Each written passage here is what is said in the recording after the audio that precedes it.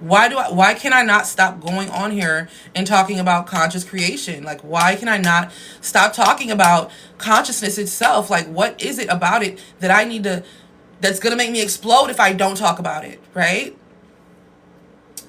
It's because really, in all reality, I simply enjoy exploring consciousness. Exploring consciousness. I love exploring consciousness. And I don't know too many people who like to do that. So that's why I created this platform, is to find people who love to do that. Because I think we deserve to find each other. And I think we deserve to have our own space that's not infiltrated by people who don't want to do that. So that's why I created my platform. And a lot of times you have to get used to when you're like this, when you are this like radical and expressive about who you are, what you love, etc., you have to get used to saying just no, rejecting people. Everybody's not going to align with who you are and what you think, and everybody's not going to align with your truth. But the more that you try to accept people and force people and bend people into your truth, the less solid your truth is, right? That's why when it comes to like religious people trying to force you to believe what the fuck they believe, all that shit, baby, you just showed me that you quite literally have no faith in what it is that you believe in, because you need other people to validate it in order for you to really feel solid in it. I don't give a fuck if nobody else believes what the fuck I got going on or what the fuck I'm teaching. I don't give a fuck, because I know all of the good that it has done in my life. That's real. So, yeah. I think, and also the main people who like do respond in that way, they're scared to create their own platform anyway. So it's like, why would I take advice from you? If you have never done what I'm doing or what I have planned, and I have a lot of things planned, I don't want your advice. I don't want your fucking advice. What are you going to advise me to stay exactly where you at? What you going to advise me to do? You going to advise me to just talk about stuff and never be about stuff? And that's another thing. If you have never single-handedly put someone else on, right? If you have never single-handedly awakened someone else, if you have never single-handedly put someone else in a sovereign and independent position outside of yourself, right? Without your help, they can operate without you. Then what the fuck are we talking about? You see? Cell said, guess what? Ooh, what's T-Cell? What's T-Cell? Y'all remember, if y'all don't remember who Cell is, remember on Saturday's live, we said we were all going to manifest a gift card this week. And we were going to check back in this upcoming Saturday. Well, a few of us have already manifested. You got your gift card today. You got your gift card, girl. A few of us have already manifested our gift cards. And here she go. Here she go. Y'all see how easy it is to manifest instantly? Do you see how easy it is to command something into your reality and for it to come within the time frame that you said it would? You got a gift card? See, your energy was in that live. Your energy was in that live broadcast. Dang, I missed the live, but watch me manifest a gift card this week anyway. Yeah, just go ahead and decide now. All we did was we just took a few seconds to just breathe deeply, and we imagined the gift card, and everybody just started getting them. Everybody just started getting them. Everybody in this live broadcast, if you would like to join in, I know that it's the middle of it was a very impromptu challenge, but if you wanted to know what it was, we all just decided we were going to manifest a gift card of any amount by Saturday. So I gave everybody a week. You have, what's today? Wednesday, Thursday, Friday, Saturday. You have 4 days to manifest a gift card. And this is just deciding and leaving it alone. Okay? Or doing whatever it is you do. If you like to saturate, if you like to, whatever, go crazy. Whatever works for you. Go sell, go sell, go sell. And this was her challenge too. So I was like, I hope she does it. This was her challenge, y'all. I do have people sponsor challenges, or I put challenges in people's names so that they can understand the energy that they are activating within the community. So the energy that Cell is activating in the community is abundance and spontaneity. Abundance and spontaneity. All right? Abundance and spontaneity. Hey girl, so using ChatGPT to making scenarios, revision thoughts of them so we can stay in the state. Stay in the state, stay in the state, stay in the state, stay in the state. If that is what works for you, then do it if you feel inspired to do it. I don't want you to do that if you feel obligated to do it though. Okay?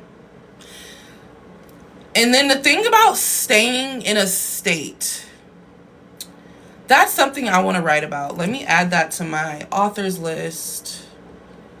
Because I don't think we should necessarily try to stay in a state. Maybe it's the wording that I'm saying, the way we're saying it, that's kind of like staying in a state. Sustaining the acceptance of a desire, maybe? Because think about the God state itself. You're always in the God state, even when your life is shitty. It's just you don't think you are, right?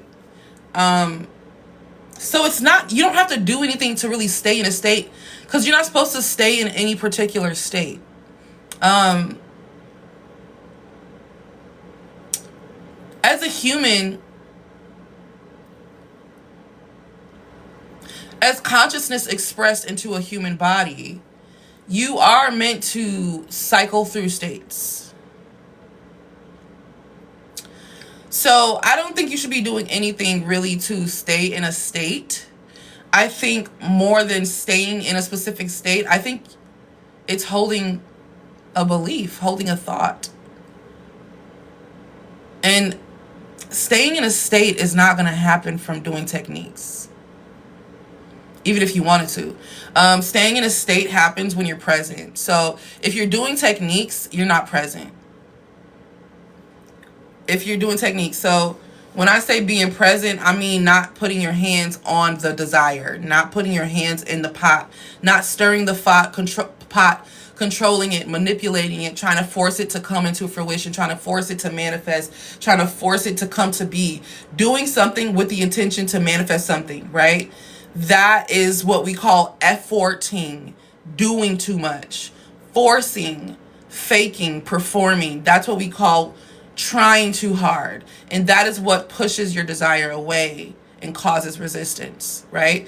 So that's why I say don't do it unless you feel inspired and it feels good and it feels right, and it doesn't feel like a chore, right? Or obligatory. I'm using most of the time robotic affirmation, but that makes me giggle more. I love that. Yeah, so I am actually writing, well, like I said, I was writing my book, and I came across a chapter where we are really discussing blind faith and what that looks like. We're discussing knowing faith and what that looks like. Knowingness. What does it look like? So if you want to be in a state of knowing, you can, right? I would suggest being in a state of knowing than anything else. Done well done, Sal. Oh, dang, I missed the live. That's okay, boo. When it comes to everyone as you pushed out, what does this truly mean? Does it mean the others are fake? No. So everyone is an expression of consciousness. It's a one consciousness that everyone is an expression of. And since we are all expressed from this consciousness, we are still connected in the 4D. That's why someone could be talking about you, or you could be thinking about someone and they end up calling you or texting you. Because we're all connected on a collective energetic level, okay? In this human experience, we are experiencing this illusion that we are separate beings. So it's a temporary illusion, right? That we are separate beings. So everyone is you pushed out simply means that we are all from the same source of awareness, right? And we expressed into these human bodies and this human experience to experience the illusion of separation. It doesn't mean that you can control them like a puppet master, right? What it does mean is they are their own person, okay? They are their own person, but there are infinite realities. So there's infinite versions of them, okay? And what you are doing as the one and only supreme consciousness is choosing which version that you want to perceive, okay? If you are currently perceiving a version of you that this specific person is not interested in knowing or being around, then you could simply take your attention off that person in that potential reality and put your perception on another reality where they do like you and do want you.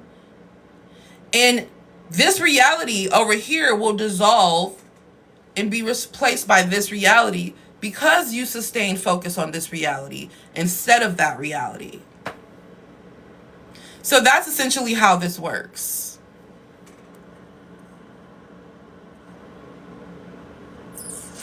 So they are a reflection of who you are identified with. Exactly. So everyone is full of untapped potential. So someone could be the best husband in the world to you, but they are an asshole to everybody else, and everyone else thinks that they are this kind of person, but you're like, no, he's this kind of person. But that's because the energy and the self-concept of yourself is what's bringing that out of him, right? That's why when I date certain people, they act way different than they did when they dated their exes, because I don't stand for shit. I don't fall for shit. I stand for my shit, but I don't fall for shit. My standards are not lowering.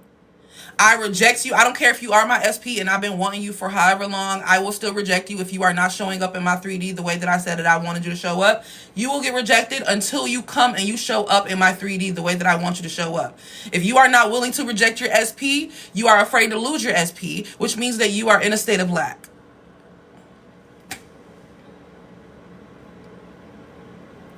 If they are treating you terribly, harming you mentally, emotionally, or physically, or spiritually, and you are afraid to reject them because you are afraid to be without, you are in a state of lack. So when we say everyone is you pushed out, we mean everyone is every version of themselves, and who you are determines the version of that individual that you get. So that's what we mean when we say everyone is you pushed out. It's deep. And you got to keep reminding yourself, wait a second, this person is every version of themselves right now. Who am I being? Who am I being right now that is activating this version of that person? Right? And this is not to say everything that they do is your fault. It's more so to say, because let me tell you something. If you show up into your SP's life with high standards, high value, high self-esteem, high self-perception of yourself in general, if you show up into your SP's life and with the high everything, right, and you love yourself deeply, and they respond to that negatively,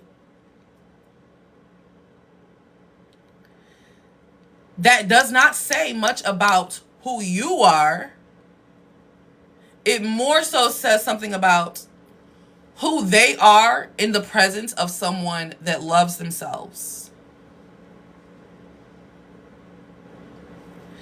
If you know for a fact that you value yourself more than anyone and anything on this planet, everybody's going to feel that. So that could be insecure people are going to feel that. Secure people are going to feel that. Everyone's going to feel that deep, profound self-love and self-acceptance that you have for yourself.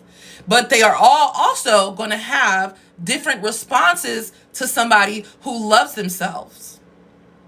You ever see somebody who's just naturally happy and joyful, they're confident, you ever see somebody who just it seems like, oh, like they're just like, they got it going on. It seems like they just got it all together. And you see someone else around them and the other person around them is just like, oh, she's so fucking happy all the time. Why is she so happy all the time? Why does she think, like, how could she be happy in a time like this? Like, in this economy, she's always so blah. That does not mean that you have a negative self-concept just because they're reacting to you negatively. It just means that that's how they respond to people who love themselves.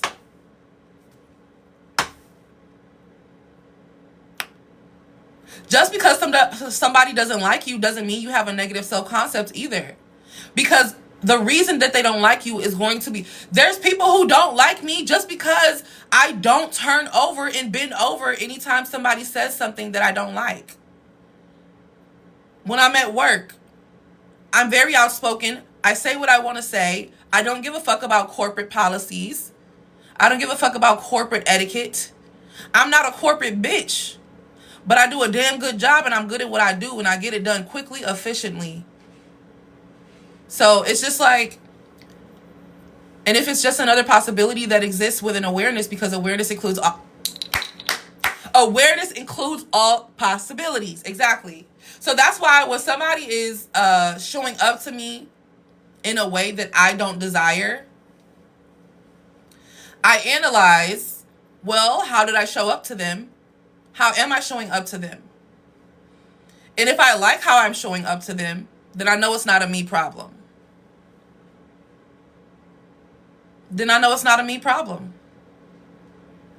I always get home. Did I like how I was showing up? Did I shrink myself? Was I trying to fit in? Was I being myself? Was I being outspoken? Or was I trying to bite my tongue? Like anytime I get back from a party, get back from work, get back from school, home, outing or whatever, I always check in with myself. Did I like who I was being? Did I like who I was showing up as? And especially on dates. Did I like who I was showing up as? Okay, great. Did the date still go bad? Okay, so that shows me that that person's not for me because I liked who I was showing up as in that moment.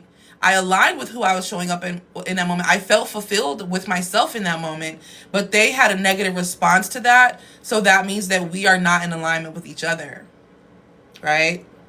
And if you really still want that person even after that, you can shift to a reality where they can show up in that way, but it's up to you. I don't do no tussling energetically. I'm not gonna start. I'm not gonna lie to you. I feel like there's infinite. Once I understood the concept of an infinite reality, I said, oh, I'm never going back to anybody. Like, we have to be deeply, deeply in love for me to spin the block. And there is not a single individual who I would spin the block on. Because I know I can.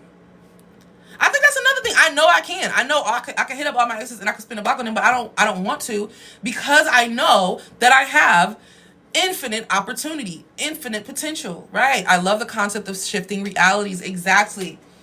That's what this is all about. It was never about creating something. That's why I switched from saying conscious creation to conscious manifestation, because conscious means intentional, on purpose, right? Intentional and on purpose.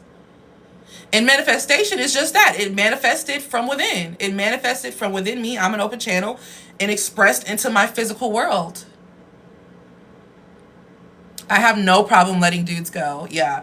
I feel like that's another reason why it's so easy for me to get the SPs that I get, because I don't care for you to be here. If I'm not having a good time, you gotta go. You gotta go. You know? And that's not to say I don't mind having the heavy conversations, the hard conversations, but also I don't think conversations should have to be fucking hard. All we doing is talking. A conversation is not hard unless the person is afraid of how they're going to feel. And that's the thing about me. I'm never afraid of how I'm gonna feel. I don't care if the conversation's gonna hurt my feelings, right? Why do they keep saying nudity and body exposure? I'm fully clothed. I'm fully clothed. Cause I got a little cleavage? What are you talking about? Like, they act like I'm just like dancing around up, just popping that thing. Like, golly, we talking about consciousness. Y'all go to anybody else live. I've seen some terrible things in these TikTok live streets. And y'all on my live talk about nudity and body exposure? What are we talking about? Like, what's going on? Let's see. Creation is finished. Exactly. I've never been interested in manifesting SPs, but I had a dream about my ideal man, like what he looked like. Ooh, I like those dreams. How do you get to that point?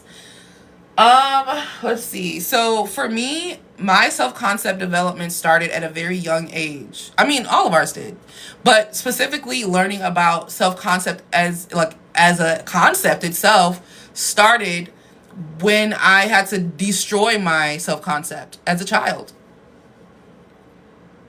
I had to release religion. I had to release the doctrines around religion, the identity around religion, the shame, and the humility around religion. Like, I had to really release all of that. And it was a journey. It's not even something that I can sum up in one live broadcast. It's a lifetime worth of losing myself and finding myself, and losing myself and finding myself, and losing myself and finding myself. Or more so, not even losing myself, but shedding myself and finding and growing myself, and shedding myself and growing myself, really.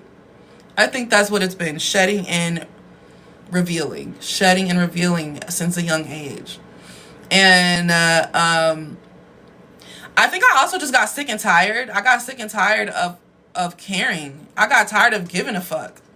I was exhausted of giving a fuck, constantly giving a fuck, constantly pleasing people, and constantly putting myself in the position to sacrifice my comfort, my livelihood, my passions, my love, my joy, my time, my energy, my kindness, my creativity, just constantly just tired of it.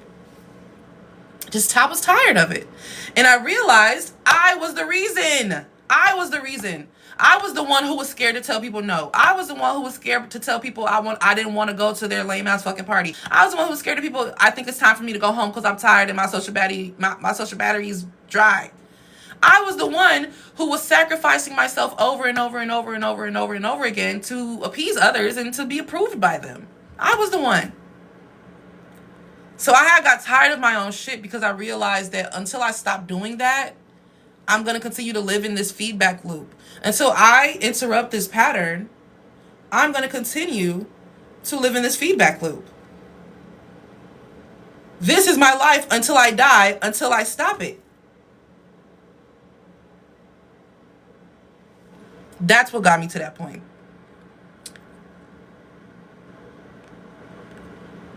People say the void state that is pure darkness, which is your awareness. But is that true? I thought awareness doesn't have a color. Well, darkness is the absence of color, so it doesn't have a color. Black is the absence of color. Black actually is not a color itself. Big Aquarius mood. I have an Aquarius Venus. So the way that I love people, connect with people, and meet people is going to be in a way that an Aquarius would. I take on Aquarius traits in my romantic relationships, my platonic relationships, my business partnerships. I take on Aquarius traits when I'm getting dressed sometimes. I'm telling y'all, big Aquarius energy.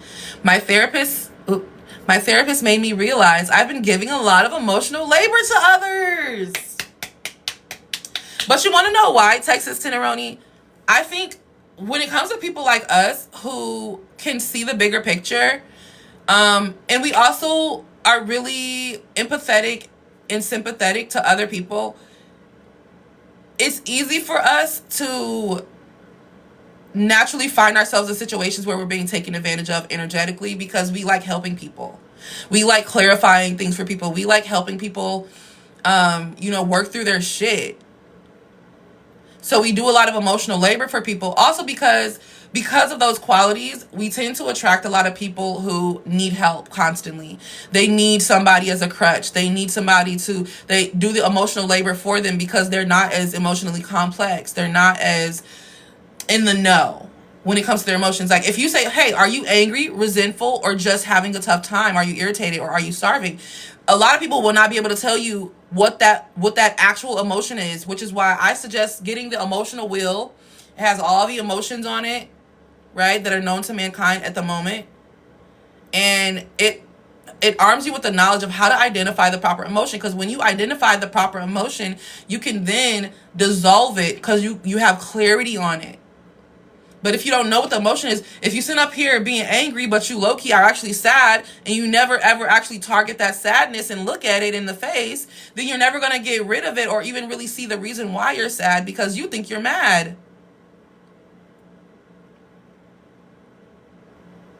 If the source of the problem is sadness and you're expressing it as anger, you can never get to the source of the issue because you're not even properly identifying your emotions. That's why psychology is so important. If you can't identify the emotions, then how you going to work through it? So a lot of our community needs to be armed with more knowledge about their feelings and their emotions. You're looking forward to Sunday? Ooh! You guys, we started a book club yesterday. I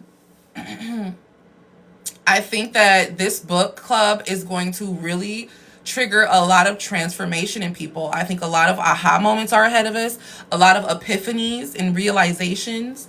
I think that a lot of people are going to find that they are capable of things that they didn't know that they were capable of before. You bought a new journal though. That's commitment. That's dedication. That's investment. She said, I'm ready to learn. I'm ready to know more. I have Aquarius rising and sun. Oh, okay. That makes sense why I attract a lot of Aquarius people.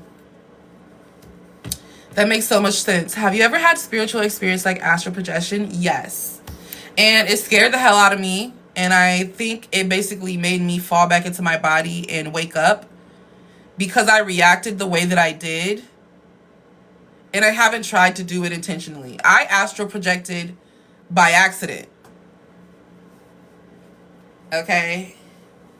I thought it was just a regular night, a regular weekday night. No, the astral realm had different plans for me that night. Oh, that makes sense. I've experienced something similar. Yeah, I'm not scared to do it. I'm not scared to do it at all. But that's the only time that it was like untriggered by anything. Like the only other time I can really consider an astral projection is when I did shrooms when I was in Malibu for my birthday. I have been wanting to do shrooms forever, and then finally on I think it was like my 26th birthday, 25th birthday, my friends were like, we got you a birthday present. I was like, what? And then they pulled them out, and I literally cried because I was like, yes! I've been wanting to do this forever. Shrooms are hard to get in the UK. Oh, come to the US. Come kick it with a real one. Come kick it with a real one. Dang, y'all gotta change y'all opinion about Americans. I'm gonna just let y'all know that y'all gotta change y'all opinion about Americans. The shit that y'all see on TV is not who we are. That is just who they want y'all to treat us as. Y'all gotta come kick it with us and really see how Americans get down because we're actually really cool. We're really cool. And when I go everywhere in the world, like when I'm traveling, I don't show up as an American. I just show up as Ima. That's why when people are like, don't go to these countries if you're a black woman, I'm like, I had a great time.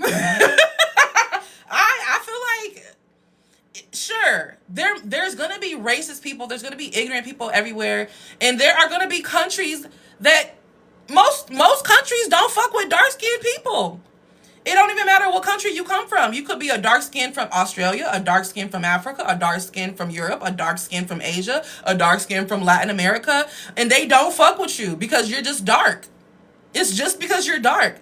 But me being dark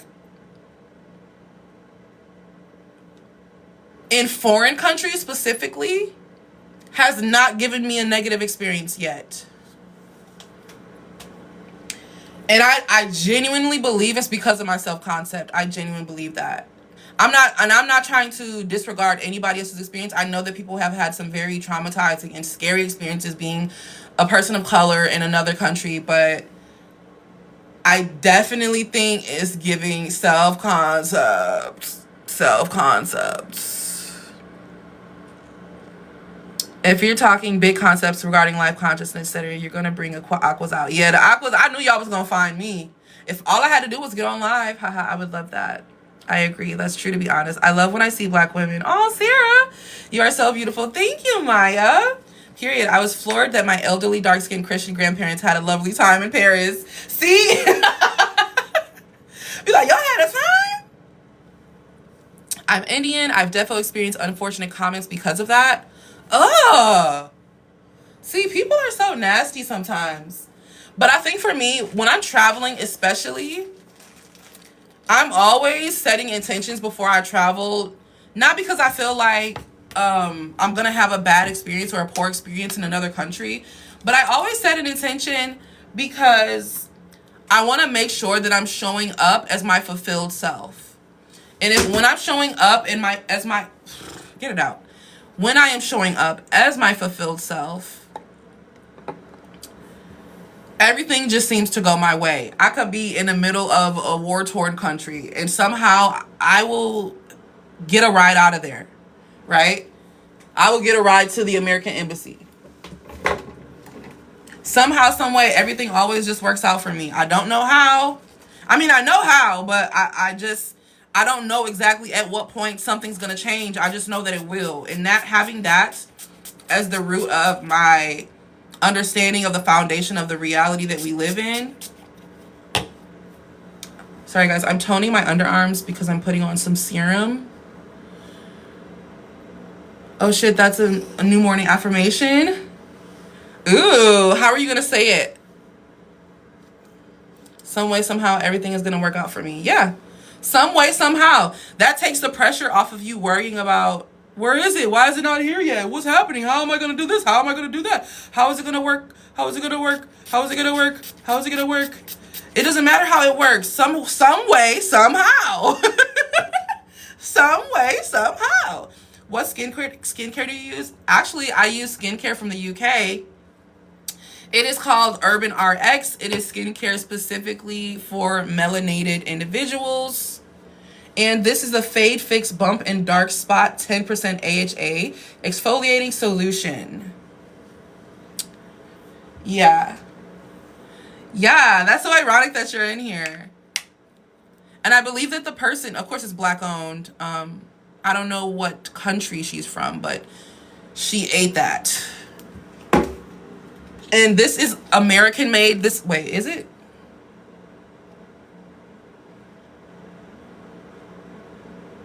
Oh!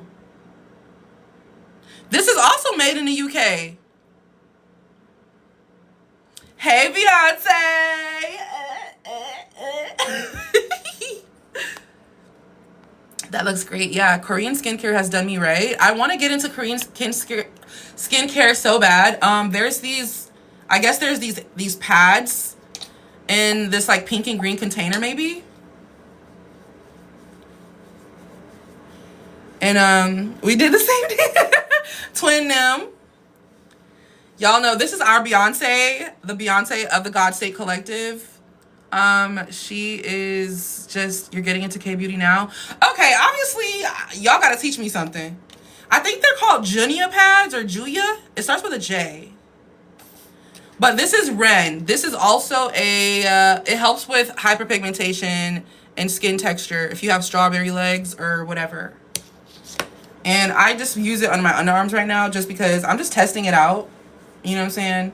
In an area where I experience hyperpigmentation. Hey, love, I'm currently on my monthly and I'm struggling with doubts. I don't entertain them, but I don't know. Well, first things first, you're on your monthly, so nothing you think is reliable, okay? No, I'm just kidding. Let me not say that. Let me not be an op to my own gender. Well, I'm going to tell you this. When I'm on my monthly, I'm irritable. Everything is irritating. So I trust myself in general, but I'm not going to read too deeply into every single feeling and emotion because I'm hypersensitive. So I'm going to feel things that might not even fucking matter once I'm off my cycle. But I'm going to feel them, but that doesn't make it like, oh, look, I'm feeling this emotion. Now my desire's not coming. That's not what it means, boo. So you good. Spiral, feel your emotions, cry it out, watch The Notebook, watch the Titanic, go through your feels. It's not bad to feel shitty sometimes. It's not bad to feel shitty sometimes, okay? Before I leave, I really wanted to share practice that I am doing. Yes, absolutely, Maya. Do you want to pop up here in the little box? Will it let you? Oh, it won't let you. It doesn't have the little join thing on your profile. Well, you can just drop it in the comments then. My pleasure, Hobie Brown. Okay, so another thing, I like to really romanticize my cycle. And I turn up the self-care. I turn up the body massages, the body fragrances, oils, the perfumes, the silk robes and the comfy clothes, or if whatever you want to wear. I romanticize the hell out of my cycle because it's not fun. I know it's not. It won't let me, but that's okay. I'll share it here. Okay, perfect. Hey, can I ask a question? You sure can.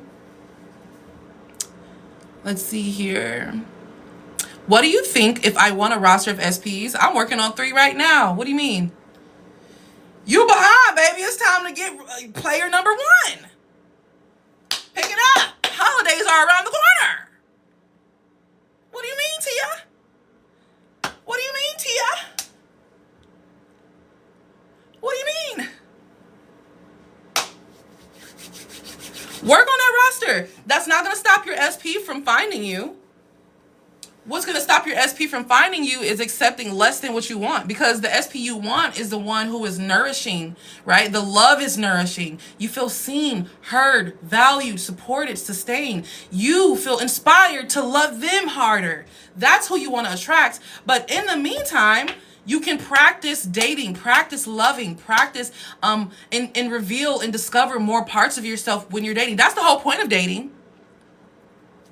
The whole point of dating while you're single is to learn about yourself, learn about your likes and dislikes, your wants and your needs, right? So that you know what that looks like when your actual SP, you know, the one that you're going to grow old with. So when that one comes along, you've dealt with the trust issues. You've dealt with all that insecure bullshit that you had in your younger years. You've dealt with, do I like this or not? Do I accept this type of treatment or not? Did he really actually like me or not? You know, if you have to question if somebody likes you, that they don't, right? So you get all of that out of the way. Build your roster, date your roster. You don't have to have sex with everybody in your roster. Just have a roster of people who you are learning about yourself through, your love through, and how to love through. Have your roster of people until you're ready to settle down. I do not advise any woman ever just settle down just because, I don't know, you think you're supposed to be settling down right now. I don't know. You should always have a roster of people who are teaching you about yourself and the way that you love. I want 2 SPs for a closed triad. Yes. Come on, triangle. Yeah, don't be scared. So I see this human character as a sweet child that is only following my awareness. Ooh, yes, Maya. I like how you said that. When you judge a child and tell them they shouldn't feel upset, usually it doesn't help. Exactly. The child feels worse, so instead of judging my character of feeling bad for being upset, I see my awareness, who I truly am, as a loving parent holding space for that child. I like that. I love that, actually. Because you wouldn't tell a child, but that's like, so that's another thing. Like, you as awareness know that you as a human don't know everything on purpose. It's on purpose, right? Like, so you know you express into this material experience on purpose so that you could experience learning something for the first time, falling in love for the first time, growth, winning something for the first time, changing for the first time. Like, because awareness itself is a presence. It's a neutral, indifferent, I don't give a fuck type of presence. You feel me? Awareness itself does not care about being awareness. So when you are in this human body, you must extend grace to it. Just like Maya said, you must extend grace to it because it is not in a state of omnipotence, omniscience. It has access to omniscience, omnipotence, and omnibenevolence. It has access to it if you as a human just open up as the channel that you are, right? The vessel that you are, if you open up to access it. But a lot of us don't know that we have access to it until we are either told we have access to it or we experience having access to it. You're bright, Maya. I like you. I want you to join the Discord community because I think that conversations with you would also impact the community in such a positive way. These type of conversations are what I feel like the philosophers would have back in the day in Greece. These are the type of conversations that I want to start having in our book clubs, in our discussion lounges. These are the type of conversations I thoroughly feel fed from. Right? Y'all ever talk to somebody and you feel drained because it was low-key one-sided? Yeah, this is where I feel fed. But yeah, if you do the Discord thing, if you like to be in communities, if you are interested in that, it is required to engage in the community at least once a month. Once every 30 days. I think everybody can do that. I think we're all big girls and big boys. Feel free to join. No pressure whatsoever. But yeah, one thing I'm also kind of learning more about is health. And health in regards to conscious manifestation. I want to be able to better answer the questions of people who are trying to manifest health. Because for me, I've never really tried to intentionally manifest health. I've just always kind of considered myself a healthy person. And I think I'm going to go back and look at my journals, go back and look at some of the old books that I wrote to see what I think about manifesting health or how I did it. Because I don't think I've ever really done anything to like manifest health, if that makes sense. So I want to be better able to help people who are trying to manifest health. So that's one of my core focuses. If you guys are interested in that, I might, excuse me. What I might do, I wanted to create separate chats in the community. So there will be one for SPs, one for health manifestation, one for money manifestation, one for, all these different types. But I'm like, would that overwhelm everybody? Like, I feel like we kind of get the gist. Like, if you have a question, go to the Q&A, right? If you have a success story, go to the success story. But then if I add like 13 more, because there's so many things you can manifest, right? There's money, there's health, there's careers, there's appearance changes, there's SPs, there's, I'm blanking. Likewise, I've only manifested little things with health, but I like to focus on it more. Yeah, I want to focus on it more because I think people are also afraid to talk about it. So that's another thing about me y'all gonna learn. What people are afraid to approach and talk about and confront, I dive deep into. No, that's a really good idea. I would love separate sections for manifesting creativity and friendship. Ooh. Okay, bet. So the next time I get in front of the core audience, because I don't know how many of us in here specifically are in the actual God State Collective Discord group chat. Can you put an emoji, drop an emoji, any emoji real quick, if you are already currently in the group chat.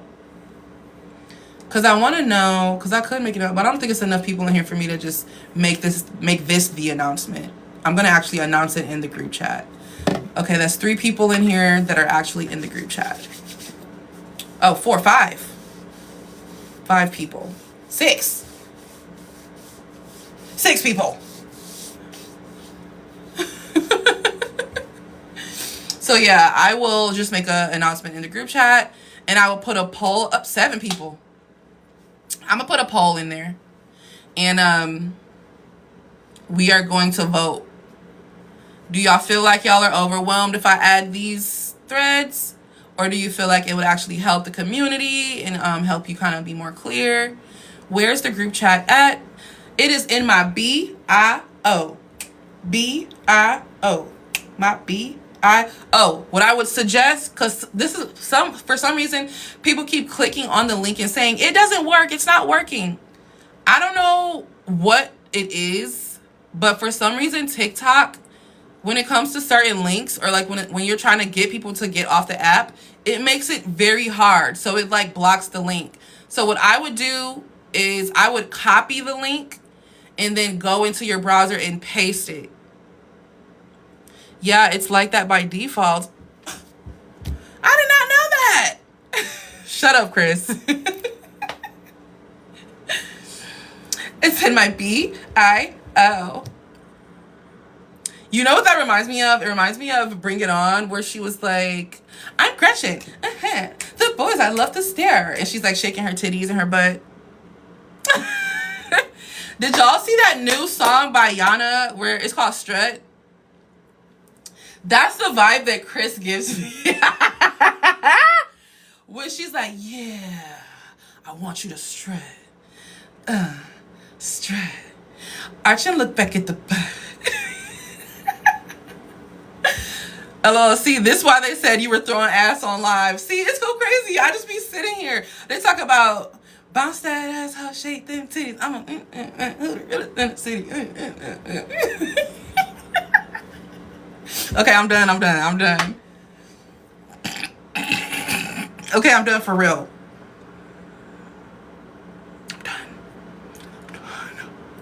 I'm done. I'm not done. You don't have to be done. I'm not, and I'm not ashamed. Yeah, it's like that by default. I think that's so crazy. Why is it like that by default? Like, what's the point of giving us a place to put the link in our bio if y'all are gonna block the link in our bio? I think each person will navigate to whatever they want. Yeah, I think so too. Okay, so yeah, I think what we're gonna do is we are going to do TikTok is a Pygmisha for show, big time. We're going to start it off with a few categories, and if we need to expand it later on, we will. So here's what I'm thinking. I'm thinking we do money and careers as a section in the chat, SPs and relationships, health and wellness,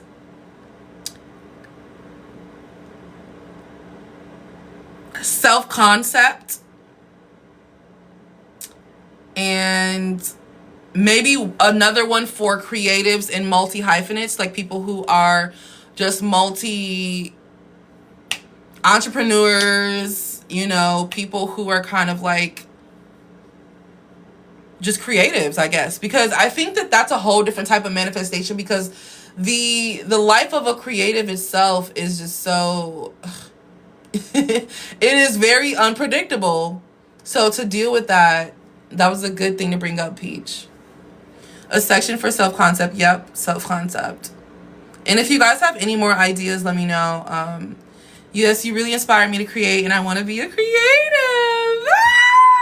That makes me happy. I love when other creatives see how much I love creating, and it means that I'm not afraid. It means that I stopped trying to be a perfectionist, and it means that I am in a state of Creating no matter what. Creating no matter what. Because once I fall out of the creating no matter what cycle, it's so hard to get back into it. I needed to hear that. Yeah. And creating bullshit, creating bad, doing a bad job at creating. Be brave enough to create something that's terrible. Be brave enough. Because I would rather you start and create something terrible out the gate than not start at all. You see what I'm saying? A section for body changes, maybe? Ooh, appearance, yes. Okay, let me actually just write this down. Woo!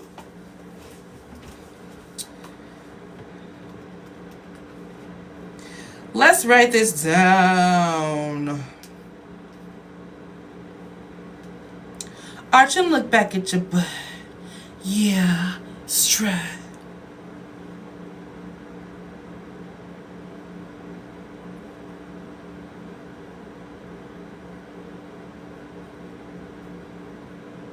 Okay, so we are going to do channels. So we're going to do money and careers.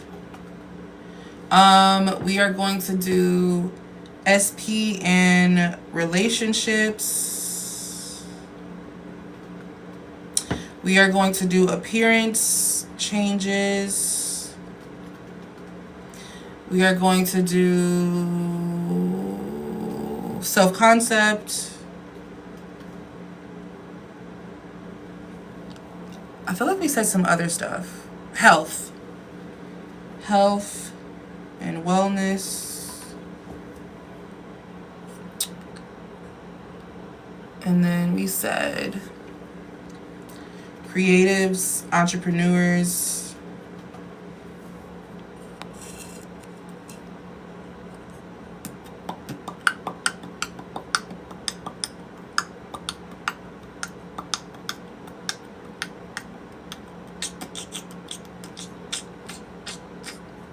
Just like that.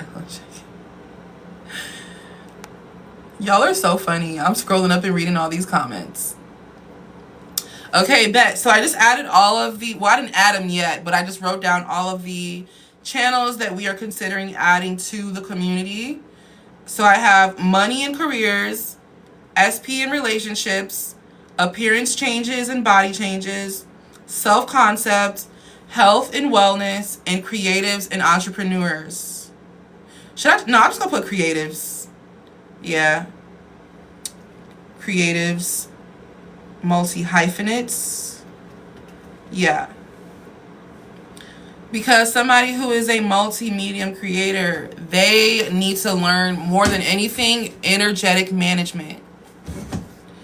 Managing your energy, managing your time, managing, you know, and being in flow and in tune with yourself, your intuition. Because that's how we get burnout, right? That's how we get analysis paralysis, and we get stagnant, we get stuck, and we don't decide anything because we don't know what to decide. So yeah, we're gonna have a whole entire group chat about that too. I was considering talking about being a creative individual and how it is required for a creative individual to do nothing, to have moments of rest, to have moments of boredom. I think boredom should be required. I think that's why I came up with the do nothing session too, to be honest with you. I feel like boredom allows your mind to be an open vessel, open channel to inspiration. When you are trying to create something out of nothing, that's why you get frustrated and come into creative blocks. But when you make yourself an open channel to creative inspiration, well, now we're talking. Well, now you're always inspired. There's always material. There's always inspiration. And you got to see life as seasons, right? You have moments where you need to be resting. You have moments where you need to be expressing. But there's never a moment where you need to be depressing. But yeah, guys, today's live is so chill, honestly. I feel like a lot of people in here don't really have many questions because a lot of people in here are my OGs. A lot of people in here already kind of have like an intermediate to advanced perspective on manifestation and law of assumption. So if you don't have any questions, do y'all want to do a hotline where y'all come up here and y'all share success stories or insight that you learned about this week? I love doing nothing, and the amount of ideas I get is crazy. Exactly. Like, I could literally just sit in my room and come up with so many ideas to do so many things. I'm literally an idea machine. Okay? I would love to hear success stories. Oh, yes. All right. Well, let me put the box up. Arch and look back at the butt.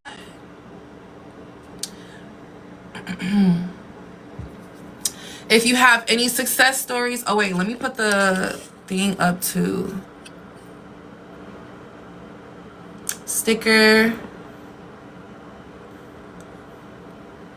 conscious, manifestation, hotline.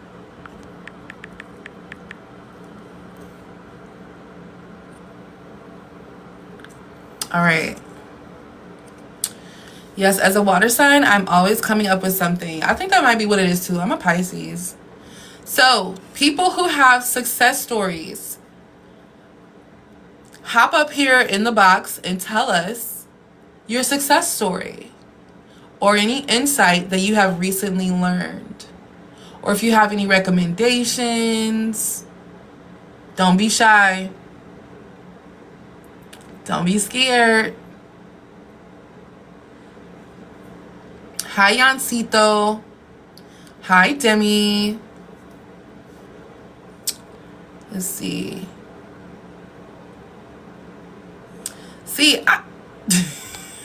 I'm gonna take this box down, child. I think that's my cue.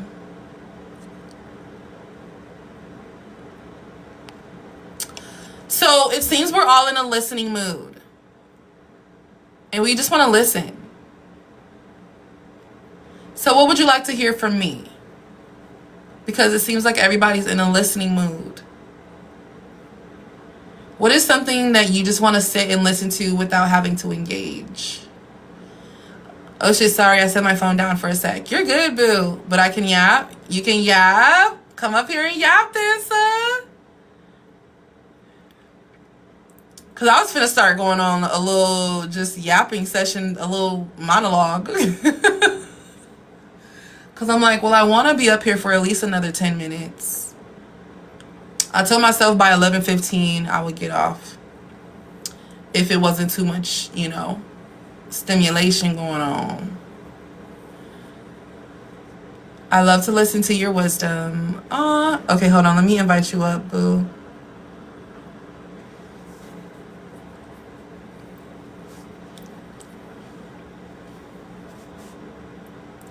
I sent the invite, but I don't know if it popped. Okay.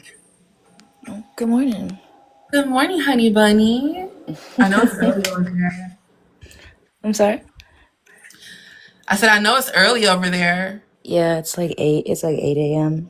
But Yeah. I get up at like 6:30 for no reason. Sheesh. But I also And today passed was an out early though. day for me, and I got up at 8. See, yeah. I don't know why. I pass out and fall asleep early, but one thing that was really nice, I actually had like Sunday was quite possibly one of the worst days I've had at work in a while, and I have a chill job, so that's really saying something. Yeah. But the next day, my roommate and I walked down to the beach, and it was really fun because I just moved into my new place a week ago. That's a whole other success story. But I've been talking to my roommate about like just mindset and how I keep saying I'm a lucky girl, and I'm like, and this is why, and it's all comes down to mindset. And so it was nice taking a little walk, and I was like, all right, now that we're out, let's think of 5 things that we appreciate right now. And I was just able to like work through that. Even though I was having a hard time, I was like, no, I'm choosing to focus on appreciation right now. I'm going to appreciate. And it was great because then my roommate was also like really receptive to that energy, and was like, yeah, I'm just so happy that we're here in San Francisco. And I was like, literally, dude, we're literally here in San Francisco. Like, this is crazy, dude. Like, and so it was just so nice to have those moments of like pure appreciation, and also watching someone close to me kind of shift that way too. That felt really good. Wow. Wow, wow, wow. I love that. I feel like when you manifest like situations, I don't know how to explain it, but situations or like circumstances and experiences, it's more mind blowing than like manifesting a thing, Yeah. because so many different facets had to come into play for this exact moment to happen. Like, you had to be energetically receptive. You had to even receive the thought to begin with. Like, Right. it's just so much. It's just so much. And I love manifesting situations. Yes, even though it's not something tangible, it was still like a core memory that I can look back on now. Yeah. And it was just really, really, really nice. Speaking of manifesting, well, you know what? I recently manifested the coolest experience this weekend in regards to like an old friend that I re-linked up with. Oh, word? It's my twice a year friend. We don't really like That's real. we kind of we kind of go through our life motions and our life shit, and then we're just like, oh shit, I have a friend, and, Right. and then we like contact each other. So Right. yeah, That's good though. That's such a strong friendship where you can go months without talking, but then pick up like nothing happened. yep. Like the friend who it was, she invited me to, what did we do that other night? Friday night. Oh wait, no, I invited her to something. I think I just felt inspired action to just reach out to her. I was just like, I'm thinking about Marissa. Let me reach out to Marissa, see how she's doing. So I reached out to her. I was like, hey, there's this DJ set that I want to go to. It's like ghetto tech house music. And that's my vibe like tonight. So I want to go. Are you interested? And she was down. So we went, her and her fiance went, and we had a great time. And then she invited me to something the next day, which was an art show. It was really freaking cool. It was this art exhibit in this woman's house, and she does paper folding art, but she makes sculptures. So it was just like these huge floating sculptures. Well, they weren't really floating. It was Right. like invisible string. Yeah. But she had like cool lights all over her house, and I mean from the front door to the basement back door, art everywhere, every corner of her house. Oh wow, And she that's was, so cool. yeah, and she was having like a silent auction. She had like food, and beverages, and it was just a really, like, I've never experienced any type of art exhibit like that before in my life. And I think that just being open to that experience, following my intuition and inspired action, because I was starting to stay home. Y'all know me, I'm real quick to stay home. But something in me was like, go, go, go, go. See, And that's what it's like listening to your intuition. It yes, really is. why I end up meeting. So I met a couple people. The first person I met was my friend Marissa's mom. I met her. She talks about it all the time. I never got to meet her mom, and I've always kind of felt a weird connection to her mom. I don't know what it means, but I'm like, I don't know your mom, but like every time you tell me about her, I just feel connected to her. And so I finally got to meet her, and I found out why, because she's also somebody who lives a very unconventional lifestyle. Like, she makes her own paper. She makes paper. She loves making paper. She lives, breathes, sweats, and bleeds making paper. And she like actually shreds the stuff up, and then she like mixes it into a paste, and then she puts it on a it's crazy. Like, It's a whole process, it's yeah. a whole process. I'm like, you really have to love what you do Right. in order to like speak so passionately about it.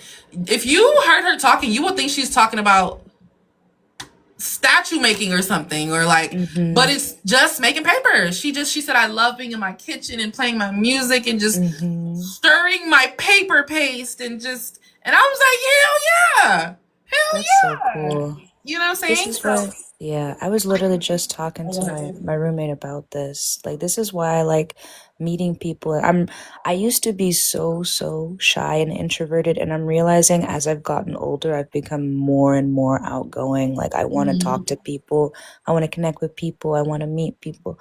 I used to go to the deli, this Safeway deli, to get some food on my lunch break, and I started talking to the older Asian lady behind the counter. It just, just little by little. And next thing I know, she she was like, I asked her how she was doing, and she was like, I'm okay, just working. And then I had the urge. I was like, well, what do you like to do for fun then? And she was like, I like ballroom dancing. And I was like, what? And so proceeded to tell me that I've been ballroom dancing for the past 10 to 15 years. You got to keep up or you might, or you get behind. And I'm like, yeah, of course. Like, I know. I have no fucking idea. I'm like, yeah, oh yeah, for sure. Then she comes behind the counter and she shows me her like a picture, like a video of her in a lovely dress, and she's ballroom dancing with her instructor, and I'm like, this is so oh my fucking goodness, cool. that's really dope. I After she told me she made paper, I was like, well, why? I was like, why don't you like collab with this lady whose house we're in right now, looking at her paper art? Right. And she's like, oh, I don't know. I don't know if it would be good. I said, ah. This is perfect. Come to find out, the lady done requested Marissa fucking mom give her some paper to try to practice with, and she said that she didn't know, and that's why it's been taking so long for them to actually collaborate. So I went to the fucking lady whose house it was, whose art it was, and I said, it would be so cool if you used Marissa. Did you know Marissa's mom makes paper? Like, I was love kind of, that. I wasn't like saying it like, you should do this. I was like, did you know? I love that. She's like, yeah, I've been trying to get her to, and I'm like, yeah, see, it's not that you can't do it, it's that you don't think you're good enough to do it. And me and her mom just connected really well that night, to the point where I inspired her to do a journal making club or class, I think. Yeah. Because That sounds awesome. yeah, I told her, I was like, last year I did a vision board party, and I didn't think anybody was gonna come, but plenty of people popped out and showed up for me. And while you might not think that anyone cares about custom made paper, you would be surprised, right? Because you care about it. This Right. artist cares about it. The people who are buying this artist's art care about it. So you got an audience. You just got to tap in. You got to show up. Right. I like how you immediately were like, oh, excuse me a sec. And you go over and you talk to the person. As soon as she said it, I was like, be right back. I love that. I'm that kind of friend who you got to be like, wait, Ima, not yet. Hold on. Chill, Ima. Because if you have a dream, I will do anything in my power to make it happen. Like, whoever I need to connect you to, whoever I need to bring you, whatever room I need to bring your name up in, I'm doing it. Okay? Because I don't want to be rich alone. All right? I don't want to be successful alone. I don't want to be happy alone. Like, it's not just that, it's also just like following, I'm sure just your intuition told you that. There's just certain things that like, I don't know, you feel like a disturbance in your soul, like if you don't do something. Like that's what inspired action is. People think that inspired action is like doing something out of anxiety, and it's not. It's that it's like you feel compelled, and there's really no reason. I mean, there might be reasons, but it's just like, I know I'm not going to be able to sleep tonight if I don't do this. Yes. Yes. For me, it's also like a principle of mine, like in friendships or just any type of relationship where you authentically love each other. In my mind, it's like, well, of course. Right. Of course I would put this other person on a pedestal in this situation because they deserve an opportunity like this. I don't want the opportunity. I'm not in this industry. I don't make paper. Right. Why wouldn't I, You want to hear a crazy story? Speaking of, well, that's a no-brainer. So on Thanksgiving, my company got us like some pizzas because we were working on Thanksgiving. So it's like they got us a couple pizzas. Um, I when the pizzas came, like I managed to scramble to the back and grab like a slice and a breadstick just in time and set it aside and go back to what I was doing. But then my coworker, who, fun fact, is the only Native American there, said, I didn't get any pizza. And I was like, what? And she was like, yeah, no, I didn't get a chance to get any pizza. And also, I didn't bring lunch today. And I was like, I at least brought lunch that day. So Yeah, I just gave her the pizza because I'm yeah, like, that's no, I have extra food. Of course, I'm gonna give you of here, course. you take the pizza. And yeah, and then later she came back and was like, I was thinking about you. Can I give you a hug? That was just so nice of you on Thanksgiving. And I'm like, yeah, I mean, of course. I'm and me being who I am, I'm like, yeah, I didn't, I just couldn't help it. That's number one. Number two, they should have ordered more pizza. I'm actually more Yeah, pissed at them for yeah, not yeah. ordering more pizza. You should know better. Right. Like, come on now. But yeah, it's just one of those things like when you feel compelled and it's just like yeah, of course I'm gonna do that. Why, how could I not? How could I sit here while someone else needs food and I have extra? Yeah, I think that's also, while I do feel like compassion and empathy are like a requirement specifically to be in a any kind of relationship or connection with me, I think that it's also a type of intelligence. Right.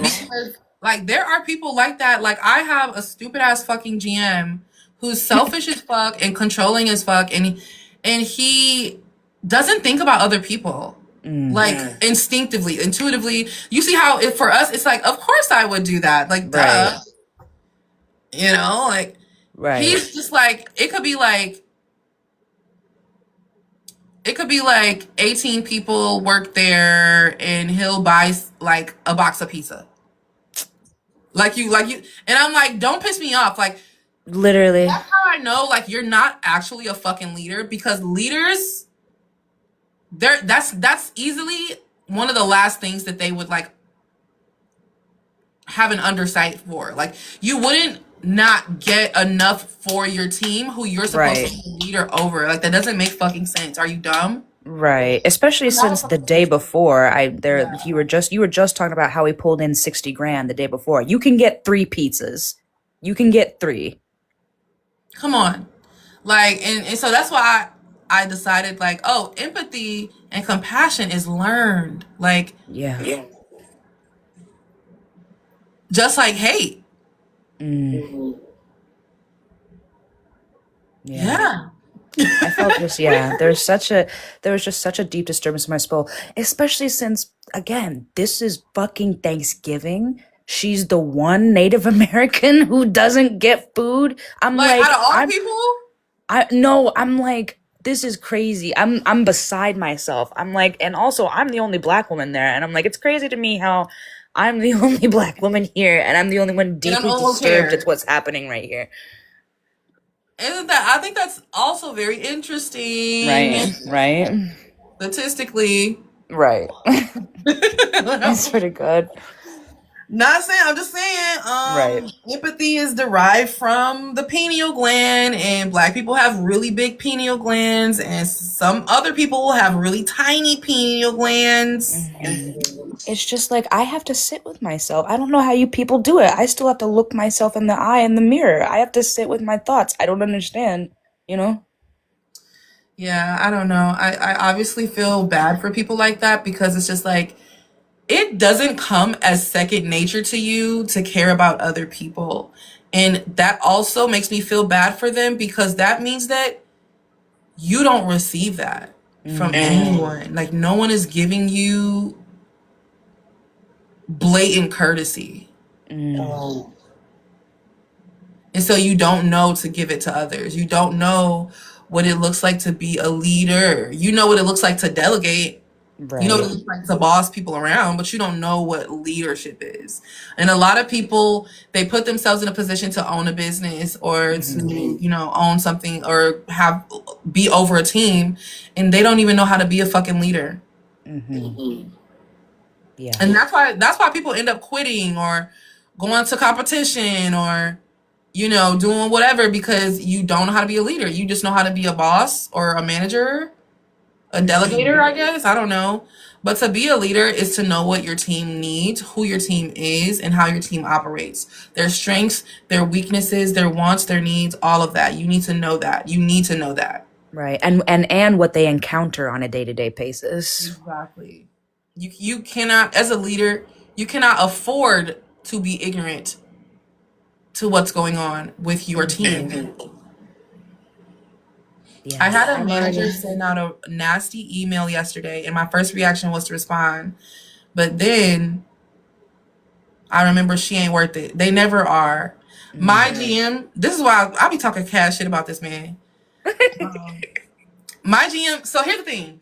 My GM is very controlling, and I think like everybody is afraid of him except me and this older white woman named Carol. We be talking shit to that man. Yesterday, so we had a snow advisory, I think, and I live in the South. So when you live in the South, that's a big deal. That's a big deal. They shutting everything down. Yeah. Right? Because they don't have the materials to keep all the roads clear and uniced. Right. So it's dangerous. So my job, we technically close at 10 p.m. And he's talking about, oh, I guess we're gonna have to close early at 9 p.m. Bitch, if I don't feel safe, I'm leaving at 6. I'm leaving before it gets dark. This is daylight savings time.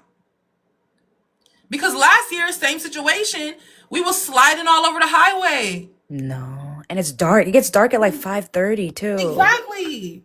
And once again, we're in the South. We don't have that many lights. Yeah. We barely got sidewalks, okay? Right. So I was like, where last year I would have been like, but can we please leave early? Can we please leave at 7? Can we please? Last year, that's how I would have been. But this year, to his fucking face, I said, I will let you know around 6:30 or 7 if I'm going to leave or not. If I feel safe, I'll stay. If I don't, I will call you and let you know ahead of time. Right. Because he kept going, well, it doesn't make sense to. We don't know if the ground's going to freeze. We don't know this. I'm like, you're correct. We don't know. And so we cannot make decisions as if we do. Right. And the whole entire office got quiet. Okay. Especially when safety is involved. Exactly. Because everybody, all they do is fucking bend over and spread their ass cheeks and get fucked every year. It's so annoying. Like, why ain't nobody speaking up? Why everybody fucking sheepish and shy? I don't play that shit. What the fuck? When it comes to my safety, I don't play that. When it comes to my money, I don't play that. And when it comes to common fucking sense and making my day-to-day easier, I don't fucking play that. I'm not doing this shit with you. This weird corporate, I don't even know what to call it, but I'm not doing that shit with you. I'm breaking down the fucking fourth wall. What the fuck is going on here? Mm-hmm. Yeah. And it's crazy because like we're having this conversation as he's holding his briefcase on the way out the door. So it's like, you get to go home right now. You don't have to deal with the ice and the snow and the rain and the sleet and the hail. You don't got have to me fucked up. You feel me? You saying this as you're going to, oh, well, we're going to close an hour early. No, we're closing when I leave. Right. Hello. The fuck are we talking about? Not with the not he's saying that while holding the briefcase. That's frying me. I looked at him. He was so uncomfortable. I have never seen him this perturbed and moved by anything that anyone has said in this office. But I think it's because I wasn't backing down. Like, you're not finna manipulate me. You're not finna scare me. You don't intimidate me. I'm not afraid of you. You don't move shit around this bitch. I don't give a fuck. Nobody even really fucking listens to you anyway. Right. I remember I was in his office one time having lunch because he had already left or whatever. So sometimes I go in his office and use his big ass, nice ass table and I eat lunch. And it's nice in there and it's expensive stuff in there. I like being in there. And I love that so much. I love that so much. I guess like so basically this space isn't being utilized. I might as well just pop in here. He came back to work because I guess he like left his charger or something. And he came and he was like, oh, is this what you do when I'm gone? I was like, yeah. Actually, yeah. This is what I do when you're gone. I was like, I'm glad we're finally getting this out the way. Like, and then this is how I know, and it's so funny. This is so funny when it comes to men. This is how I know that men think that they are more intimidating than they are. He goes, he goes, oh, I don't want you to feel bad. I don't want you to feel like you can't be in here. I don't want you to feel like you can't. I don't want you to feel like you're in trouble. Whole time, I didn't feel any of those things. I felt fine. I don't feel like I'm doing anything wrong. I'm doing what the fuck I want to do, and I know that I'm not gonna have any consequences for it because it's me. Like, it's You're like, oh, good, we're on the same page about this. right. Like, I don't feel those things. So I'm glad, like, if anything, I feel like you're perturbed, sir. Like, are you okay that I'm in here without your permission? Right. I wasn't gonna ask, and I'm not gonna ask, and that's why I'm in here without asking. I love that so fucking Like, much. what are you talking about? Of course, I'm taking up space in any white environment as often as Yes. I don't care. I don't care what's going on, and it's not your office anyway. Let me not tell too much business. 'Cause I was gonna. No, you know what? Just recently, speaking of like being more outgoing and doing whatever the fuck you want. I mean, one thing, it's adjacent to what we're talking about, but like community, I'm realizing community means a lot to me. And so like even in this place that I just moved into, when I have two other roommates and we've just been like I'm like, here, I can help in this way. Here, like I just step in to help, and then they also step in to help too. And I just love that. That's been something that's like a feels like success story for me, is just cultivating community.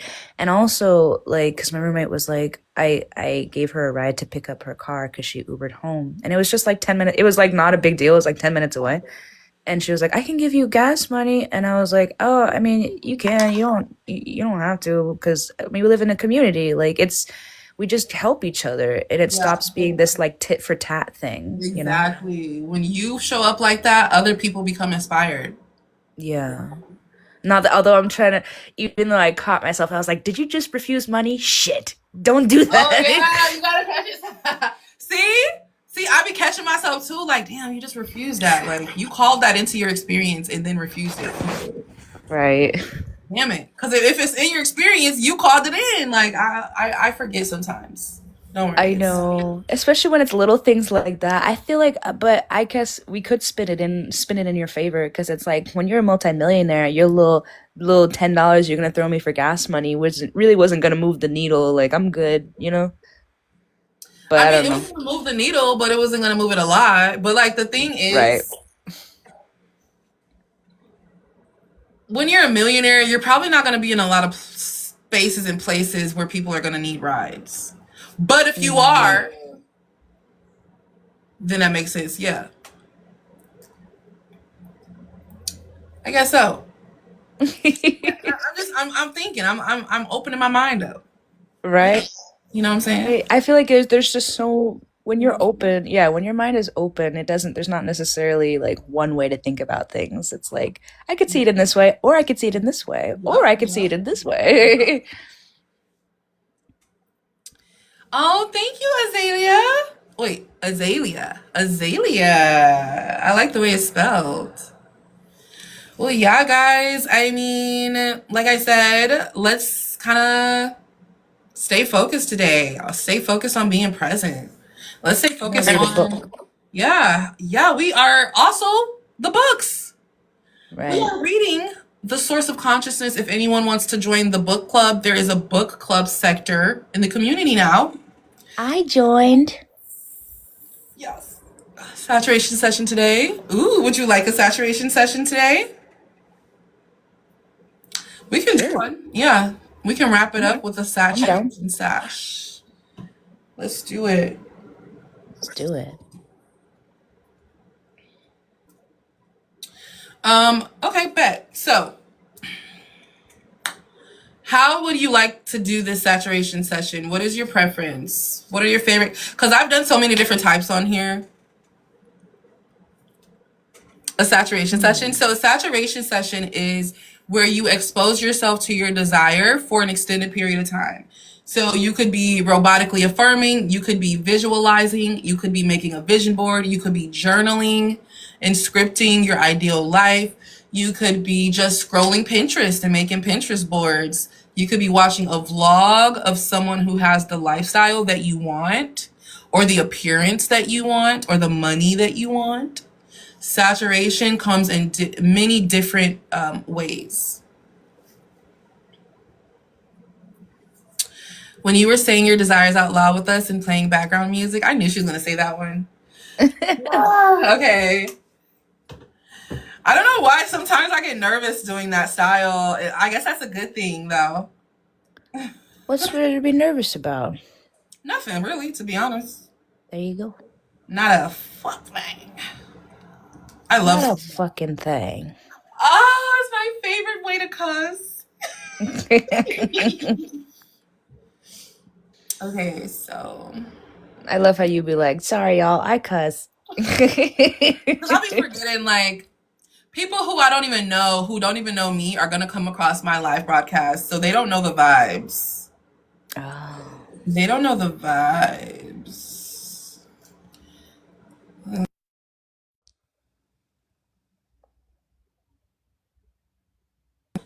Okay, so I guess I have to connect to this internet instead. Can you guys hear me clearly? Yep. All right, awesome. Awesome sauceum.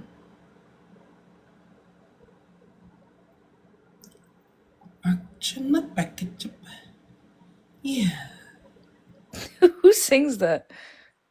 This TikTok person named, well, I guess they're a musician, essentially. Her name is Yana or Ayana or Yanni.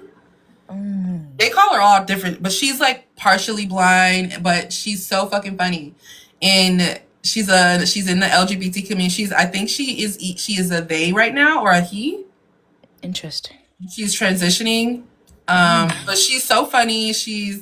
You enjoy the music too? Okay, for her. I'm trying to make sure, you know what I'm saying, the music can be played properly. But yeah, if you guys go find her, just type in strut song and you'll find her.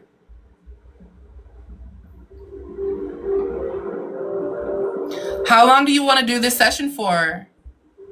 3 minutes, 5 minutes, 10 minutes, 15 minutes? I think 5 is good. 5. Do we have any votes in the chat? 15. Okay, how about this? Let's compromise. I said 15 like a low-key aggressive. 15. Okay. I mean, you suggested 15.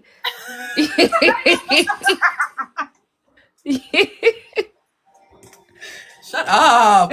You suggested it. Okay, let's meet in the middle. 10 minutes. I was trying to be nice. I was like, 5 is good. 5 minutes, please. Like 5 is enough, right? I don't know. Okay, so we're gonna do 5 minutes, or sorry, 10 minutes. Lord have mercy. You should have said 30. You should have said 30. You might have got 30. See? Close mouth. Don't get. Stop being humble. Now I decided. Okay, so we're gonna do 10 minutes. Let me get a timer set up.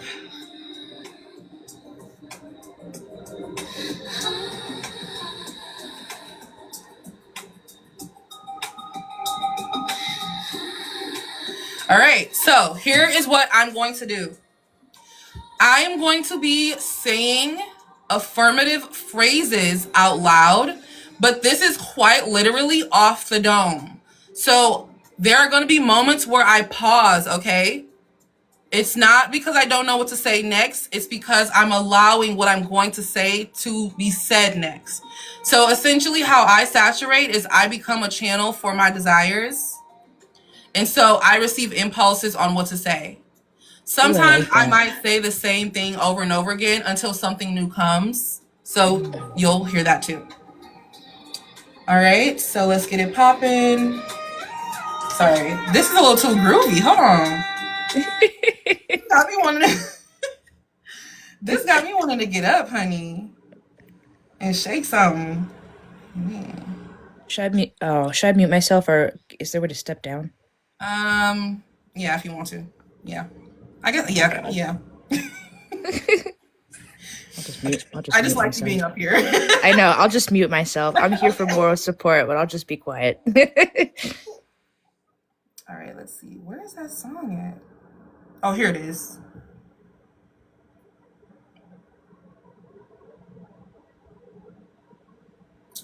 It's in my band lab.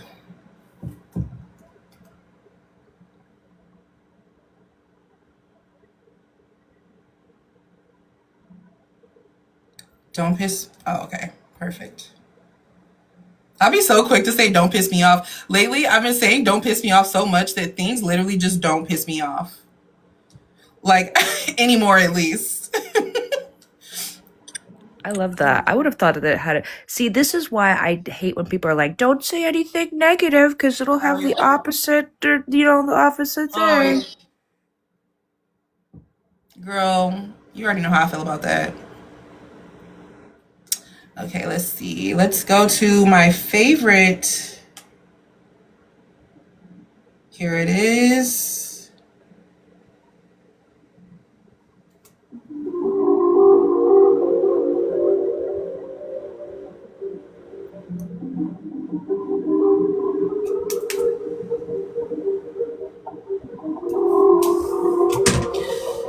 Alrighty, let's begin.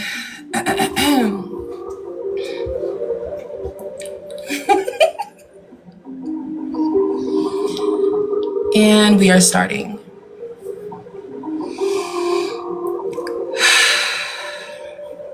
Everybody take a deep breath. Maybe even 3. And let's allow ourselves to be still.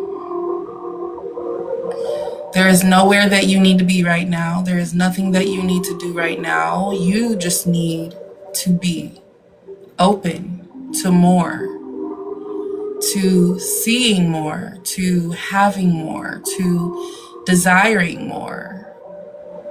Embracing our desire is what makes life so yummy. The desire is nothing to be ashamed of. And when we fully submerge ourselves in our desires, they flow through us and into our realities. So let's do that now.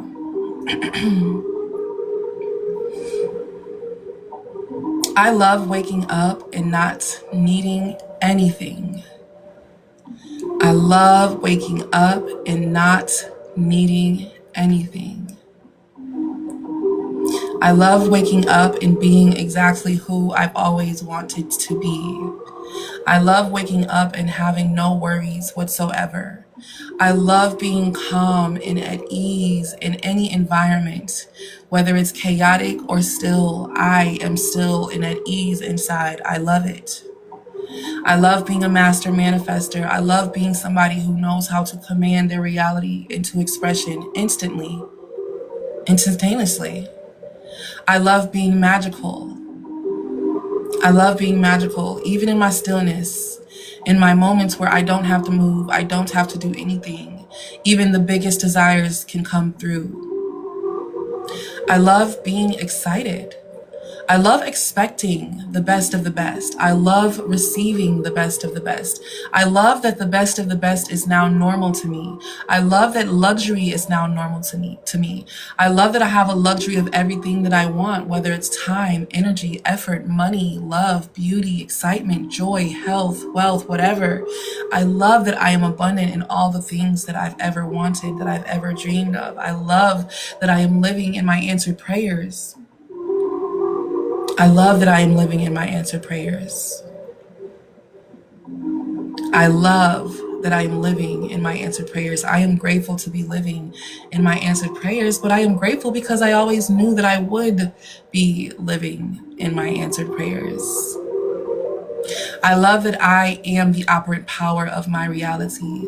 I love the fact that I know that I am awareness now. I love the fact that I know that I am source now. I love the fact that I know that I am God now. I love the fact that I know that I am consciousness expressed into this human body.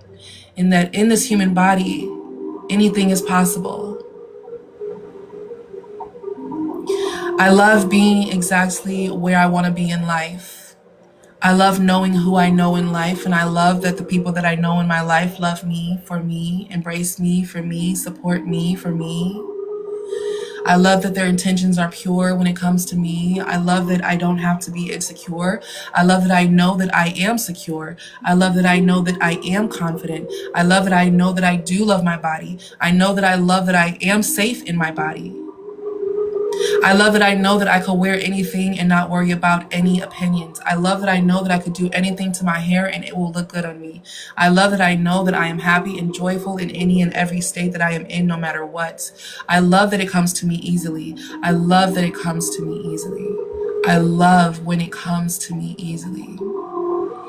I love that life gets to be this easy for me. I love being wise. I love that I took my knowledge and I transmuted it into wisdom, and I love that it felt easy when I did it. I love being healthy. I love feeling good in my body. I love feeling stretched out ligaments and limbs in my body. I love it. I love moving my body. I think it's easy to move my body. I enjoy moving my body. I like moving my body in the way that I like moving my body. I like that I don't have to move my body in the way that everyone else moves their body, and I still get what I want. I still look like the way I want. I still am the way that I want. I love that it doesn't matter what I eat, drink, or consume. I always look and appear to be exactly the way I want to look and appear to be. I love that my confidence radiates. I love that my love for myself radiates. I love that it doesn't matter who I am without, I am still whole and complete. I love that separation itself is just an illusion, and if I want something, I can just remember that it is not separate from me. I love being a master manifester. I love being a master manifester. I love being a master manifester. I love it. I love it. I love being able to conjure up anything I desire at any given moment. I love being able to manifest things I desire instantly. I love seeing it tangibly, physically, in my physical reality. I love that I expressed into this material experience for this material experience, to experience the materials. I love being able to afford anything I desire, anywhere. I love being able to afford anything I desire, anywhere, at any time. I love being able to afford anything I desire, at any time, in any place. I love being abundant. I love that I am living in a state of surplus. I am living in a state of overflow when it comes to joy, satisfaction, financial overflow, love, connection, support. I love that I am spoiled by the universe. I love that I always experience the best case scenario. I love that I am always in the right place at the right time. I love that I have my dream home. I love that I have my dream body. I love that I have my dream partner. I love that I have exactly what I want. I love that my dynamic with my family is healthy and happy and whole. I love that we have healed together. I love that we have released the past and allowed each other to show up as our present selves. I love being able to show up as my most authentic self. It feels good to show up as my most authentic self. I refuse to be anything else except for my most authentic self. I love being me. I would rather be no one else. I love being me. It is a privilege to be me. It is a privilege to see me. It is a privilege to love me. It is a privilege to share with me, to spoil me. It is a privilege to spoil me. Ooh, I like that. Yeah. I love that life gets to be easy. I love that life gets to be easy. I love that life gets to be easy. I love that being rich and wealthy gets to be easy for me. I love that becoming rich and wealthy happened so easily for me. I love that it happened so easily for me. I love that I became so rich and so wealthy without effort. I love that all I had to do was exist in order to become wealthy, in order to become healthy. I love that all I had to do was exist in order to be loved, in order to be cherished. I love that all I had to do was exist in order to manifest all of my desires. I trust myself. I trust myself deeply. I trust myself deeply. I do. I trust myself deeply. I love that I trust myself before anyone else because I will always know the truth. I love that I trust myself before anyone else because I will always know the truth. I love that I trust myself more than anyone else because I always will know the truth. I feel safe in my body. I feel safe in my home. I feel safe in this world. I feel safe in my body. I feel safe in my home. I feel safe in this world. I feel safe in my body. I feel safe in my home. I feel safe in this world.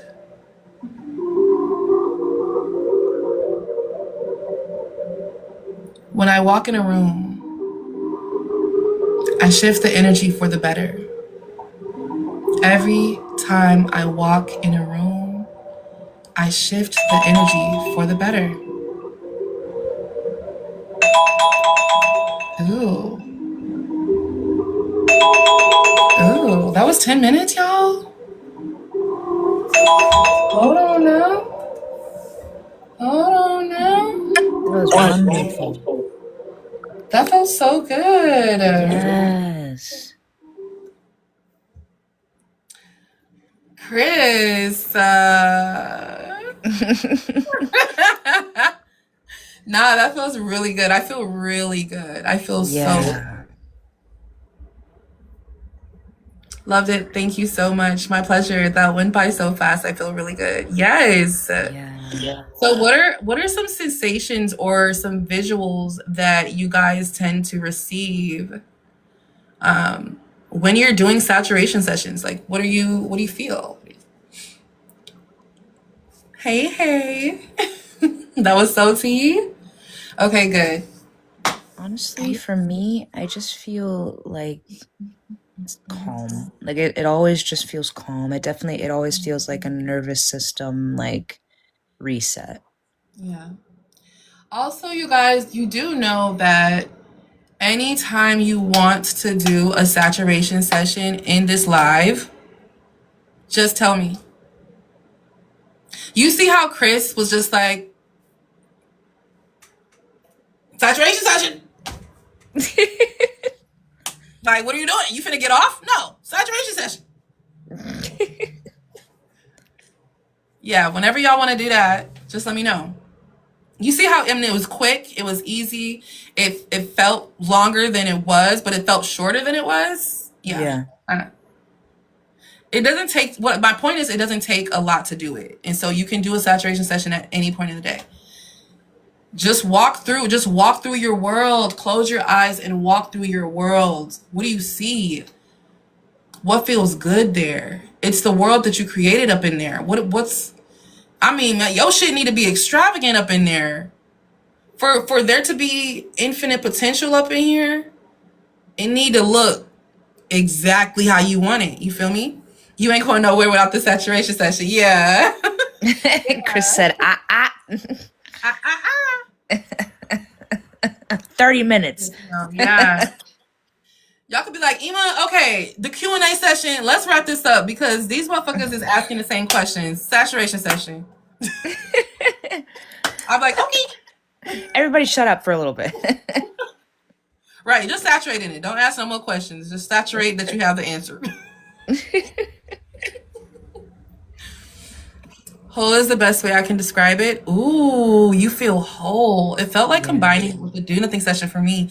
Yes, and you know what?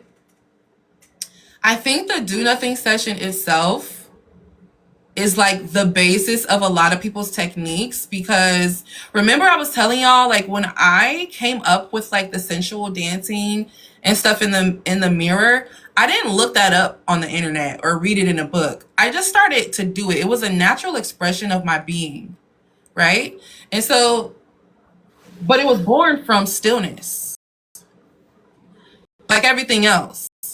So if you do a do nothing session and an idea comes to you, write it down.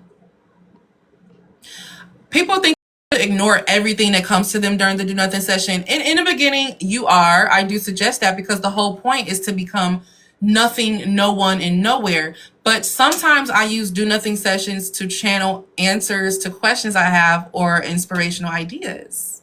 So yeah, it's evolving. It's evolving. Yeah, that's why. Well, that's something that you'll hear too when people are like, the answers will come to you in silence. Exactly. The answers will come to you in silence. If you, because the noise itself is the persistent question. Why isn't it here yet? How long is it going to take? How do I even do it? Is this even real? Is this even, see, that's what the blockage is. There's actually no blockage. The blockage is the belief that there's a blockage. That's the blockage. There is no blockage in manifestation. The blockage is believing you don't have it or can't have it. Now I got other things I can have you saturate. Like what? Like what? Like a bag of chips? God, I wish I had a bag of chips. Chips. A bag of chips. Them sheets. Okay, yeah, let's just make sure that they're not Power Rangers, Superman sheets. Chris is the Rizzler in here.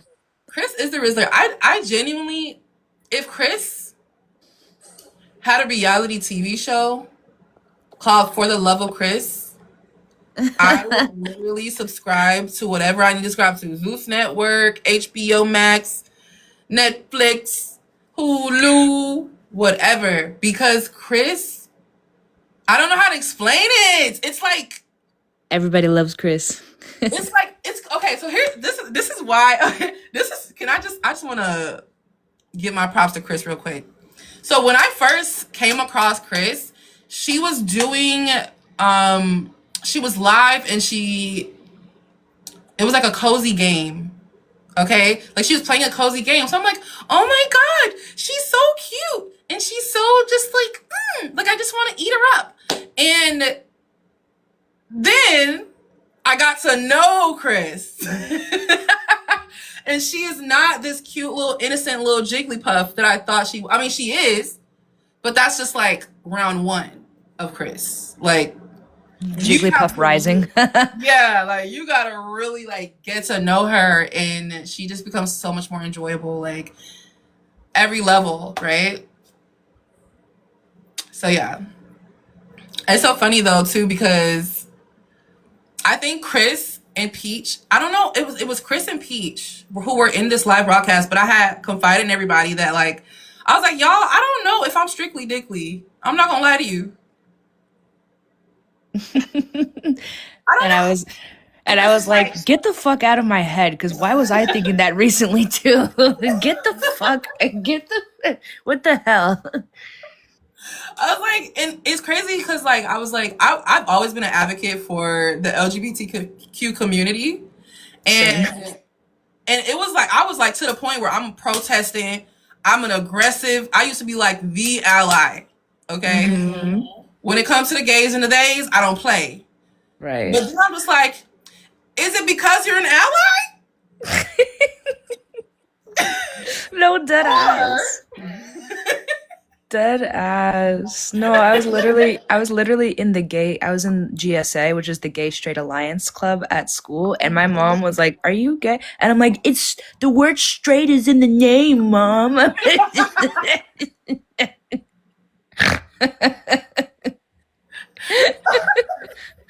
But little did you know. Literally, listen, it's all fun and games until you have a sex stream about the coworker with the big tits, okay? Yeah. At least that was my experience. Yes. Um, there is someone who I had a crush on. Okay, so this is another reason why. Okay, so mind y'all, I did not come to any of this. I experimented in college with a girl before. And then like after I got out of college, I definitely like casually dated this girl, but it got really weird really fast. And so I just kind of like dubbed it and just didn't really explore further. But once I turned 30, that's when I was like, who are you kidding, bitch?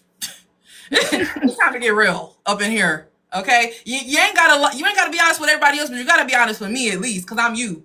So what's tea? Hmm. You know what I'm saying? So I kind of had like a come to gayness moment, Come to um, gayness. where I guess I'm bi curious, You had to or admit to yourself that you're a little something, or fruity. or is it even bi? Because I'm just like, well, I think it is bi. I think I am. I think it is. Yeah. I mean, if you've hooked up with a girl, then yeah. As fuck. Right? Like, right? Right? Like, I just, no, it's just, I literally had a conversation with a girl who was like, yeah, I'm not, I went out with a girl for a while and like, but I only date men now. And so I'm not, but Yeah. I'm not gay. And I'm like, I don't know, man. I'm pretty sure like I most think. people who aren't gay haven't eaten pussy. I'm just saying. I'm just Yeah, I think saying. straight people don't eat pussy. Well, straight That's what I'm women. saying. Straight white guy. So yeah, I think and it might be even a little more than curious. I think I'm using curious because I'm thinking like if I commit to saying bisexual, Hmm. then that just kind of like also closes me off. Like I like who I like, I think. I don't know. Like, I just Yes. like who I like. Cause there was this really like Hmm. feminine kind of guy who I was like, See, you know, I it's like just, pretty guys. Pretty is pretty. yeah. I don't know.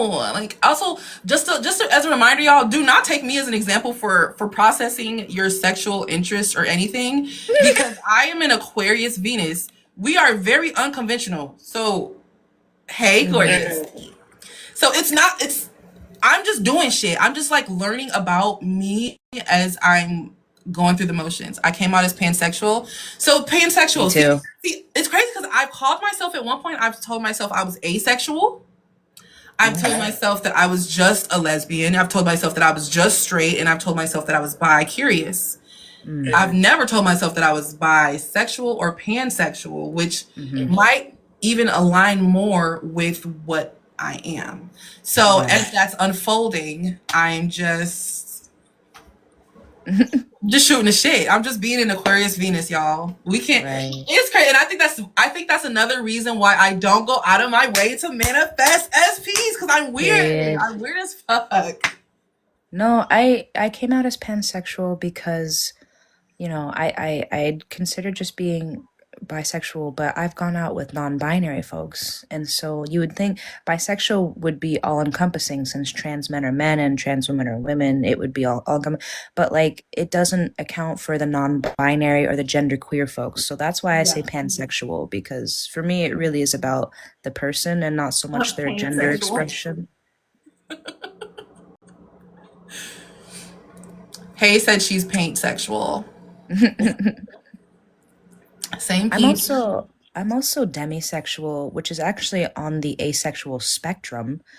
What's Demisexual is when you don't want to be physically intimate with someone unless you have an emotional connection, and that's very much how I feel. Like it's unfortunate. Like I joke, like even though if I find you hot, unfortunately I need to talk to you. oh, like you don't do like you can't do like hookups or like one night stands. It has to be like I emotionally we are right here. I have to feel some sort of emotional connection with you, even if I find you attractive. Like, I'm not just gonna hook up with you. And for me, honestly, that comes from talking. So we need to have a talk. We need to talk it out. Well, you know what? I used to call myself a sapiosexual as well because I, for the life of me, cannot be sexually aroused by dumb people. Yeah. It's like pussy dries right up. Yeah. Like the moment that I say that we will not be able to have an intellectual conversation or at least like explore, yeah, like so maybe I might need to explore that concept because where I see I hookups, I'm not interested. Hookups or one night stands where we never talk to each other again. I don't want to do that. That's not my style. I can't I don't get turned on by those circumstances and I'm Yeah. not sexually aroused in those circumstances. So it's like maybe I am that. I don't know. Love this convo. Yeah, let's see. We're exploring the concepts of sexuality and tying it into this because we're exploring consciousness, which is a part of sexuality. Well, sexuality is a part of consciousness. And I think it's really interesting how there has always been queer people since the beginning of time. Yeah. Yeah, pansexual. A lot of people don't know the difference between like bisexual and pansexual, or even what demisexual. I like the thought of being sapiosexual. Like I'd like the thought of being turned on mentally, but there's just something else. Like there has to be like you can be smart or whatever, plenty of smart people around, but there has to be like you have to be. It's like a balance of smart and silly. I need whimsy. I need you to be able to keep that sense of whimsy intact. Yeah. Yeah. Yeah. I think so for me, I need you to be, of course, like you don't have to be fucking Albert Einstein, obviously. But I need that like mental stimulation. And there's something else that I need. Yeah. That a lot of people are afraid to have. And that is a certain je ne sais quoi. That is a charisma. That is the energy of standing up and looking down at someone while they're sitting down. They need that. And I don't know what the energy is behind that. Is it a confidence? Is it a dominance? Is it a charisma? I don't know. I don't even think it's a dominance because It it's sounds less like confidence. yeah, it's less about controlling the person who Right. you're looking down at and more about seeing the person who you're looking at. Like knowing like you're so sure in yourself that you're willing to take the lead in the situation. Right. And I think for me, it's more so like I get oh, I can handle you. Like, I can take care of you. Like, don't get this shit twisted. Like, I got this. Like, that's the It's vibe. a- That's the vibe. Ah! I love it's that shit. I love when you can't tell somebody, like, who they are. it sounds like Confidence. you're attracted to competence. You know what? Competence. Yeah. No, but like everybody doesn't have. Okay, so there's confidence, right? Like you're No, confident. competence, like capable, like being a capable person. No, I know, Like I being know, I know. Oh, okay, But gotcha. there's confidence in like, cause like you can be capable of something, right? But like to fully step into it and be like, there's just this sexy energy. There's something sexy about somebody who's competent. You're right. Fuck. Shut up. See? That's what I'm saying. Like I like that. You can trust them. You don't have to Yeah. worry about shit because such and such will figure it out. Like you don't have to worry, you know? Yes. I think that's what it is. Yes, and that's why you like me, LOJK. Yeah, because you're competent as fuck. Okay, so mental stimulation and somebody who is sovereign or competent and can, if they don't know, they figure out. That's what's attracted to me. I think that's another quality about women that I like in general, specifically in like romantic relationships. Like, women are resourceful. Like, if we don't know something or if there's like an obstacle, we're gonna figure it the fuck out. We're gonna figure it out. The other thing it sounds like that you're attracted to, which me as well, is thoughtfulness. I can't tell you how much I love thoughtfulness, because that a thoughtful person will be looking for a way, even when you're not like needing something in that moment. They'll just come to you like, hey, I remember you mentioned this thing the other day, and so I did that. You know what I mean? And you weren't needing anything. You weren't desperate. You weren't. It was Yeah. just like they just did it Hmm. just because they knew that you like that. You're thinking of me. I'm so wet. Literally. That's You're literally how I spending your read 5 stars comment. Hey, Tiana, aka T. We are talking about sexuality and things that attract us to other people. And yeah, and how Ema is very gay. sexually confused. Not even confused. Sexually being revealed. We're I like gay. it. We're talking about how it turns out we're all a little bit gayer than we thought. Yes. Consideration isn't something you get from people much these days. Exactly. So it's like, and that's another thing. If I feel like you're not considering me in like the most surface level interaction, how do I Right. know that you're gonna consider my orgasm? How do I know that you're gonna consider me on my birthday? How do I know you're gonna consider me during the holidays? How do I know you're gonna consider me in general on a regular Wednesday where you notice that IHOP's giving out free pancakes between 1 p.m. and 3 p.m. and you don't go pick up the fucking pancakes because Right. it's inconvenience to you. But you know I love IHOP pancakes. Right.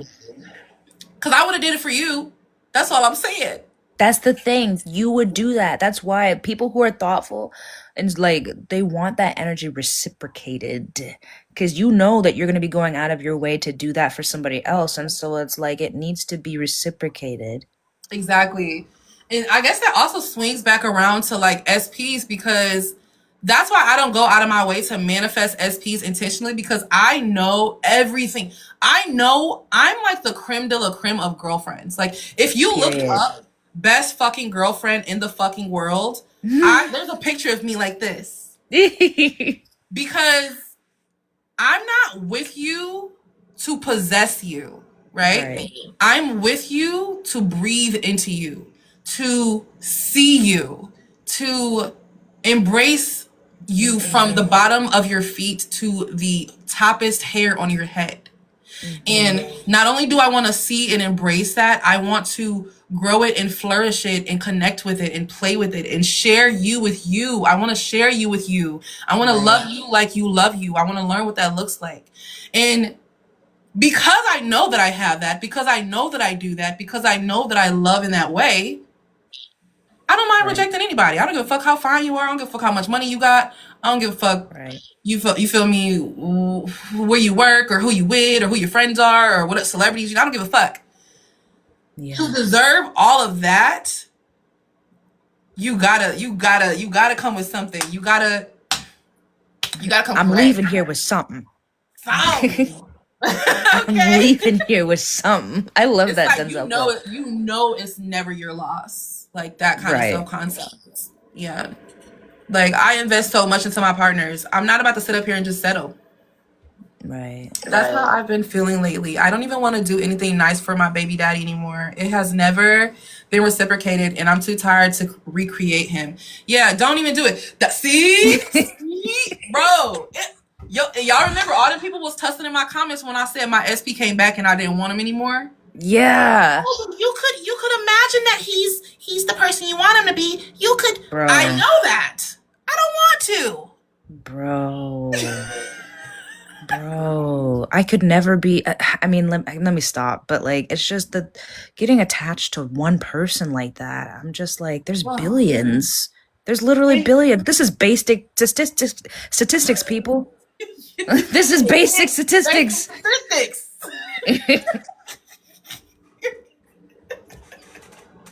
Period. Like whoop de doo. On to the next one. Exactly. Like and not for nothing, goddess. Not only are there billions of people in this fucking world, right? Materially, but there's infinite realities with those same billions of people. Right. So there's infinite ways that you can experience every single individual billionth person. Right. So it's like, hang up on this one person for what? For who? For where? For why? The world is too big. Life is too big. I'm not here to wait and figure out and see if you actually want me or like me. I'm not here to sit and wonder if you think about me or want me or you. It doesn't matter if we know had or fun or before. you're It doesn't not. matter if we had good conversations or whatever. That shit don't matter. That's what get me is when people are unable to let go because they previously had a good time, and it's like, okay, Yep. that you can find other good times. You don't want your SP. You want what you thought that you had. Mm. Okay. And 5 Star just said something really good. She said, or they said, and if I can do it, I know my partner is capable. So no settling for me. Exactly. If you can give that kind of love, there's Right. someone else out there who's also willing to give that kind of love. It's just you're choosing Yeah. this person because you don't think that you can find someone else, or you don't feel like you can. You don't want to. You think that they're the only source of that specific type of love, and It's not true. it's not true. So many people out there who will show up in ways that you didn't even know that you liked. That happened to me recently. I'm like, oh, this is actually this is going on the list now. I didn't even know I liked this. I didn't even know I like this. That's why you need a date, y'all. Right. Y'all got a date. Y'all don't know what y'all like in a romantic circumstance unless you put yourself in a romantic circumstance with Right. different people just to see like what the vibe is. I've dated a really, really serious guy. I've dated an extremely goofy guy. I hated both of them. I love it. I need That fried me. I'm sorry. okay, because when ain't shit funny, ain't shit funny. No. And don't piss me off. Like, I remember what did he do? He like farted on me. Oh no. Something. Yeah, I was like, we ain't never did no shit like that before. I don't know why you thought today was the day to do that, but we ain't never did that before. I don't like stinky smells, Me either. especially ones coming out of your ass. And we've never played like that. That was the first time he ever did shit like that. I've always been like, Exactly. The fuck? like we're literally sitting on the couch watching Black Mirror, and you ruin the vibe. Right. Like, so yeah. I have the black urge to be like, I'm not one of your little friends. Oh, I'm not one of your little friends. You're gonna be sweet to me. I be telling like these what? dudes, you're gonna be sweet to me. Like that's not gonna work out if you're not sweet to Yeah, me. I'm not your little fucking brother. Also, like I Right. am a fucking goddess. Right. Okay, like you fucking fart on me. That was the last day we hung out. What do you need, little sister? Where's mama at? On the way home. Situation. Anyways, situation finna turn into a Black Mirror episode. The fuck? Exactly. I know. Exactly. So y'all see my outrage. And then the guy who was too serious, I remember I made a joke about what did I make a joke about? I don't even remember what it was. Wait, I can't remember what it was. Okay, so we're out at dinner, right? Mom not at home. Who she think she is? Yeah, she thinks she grown.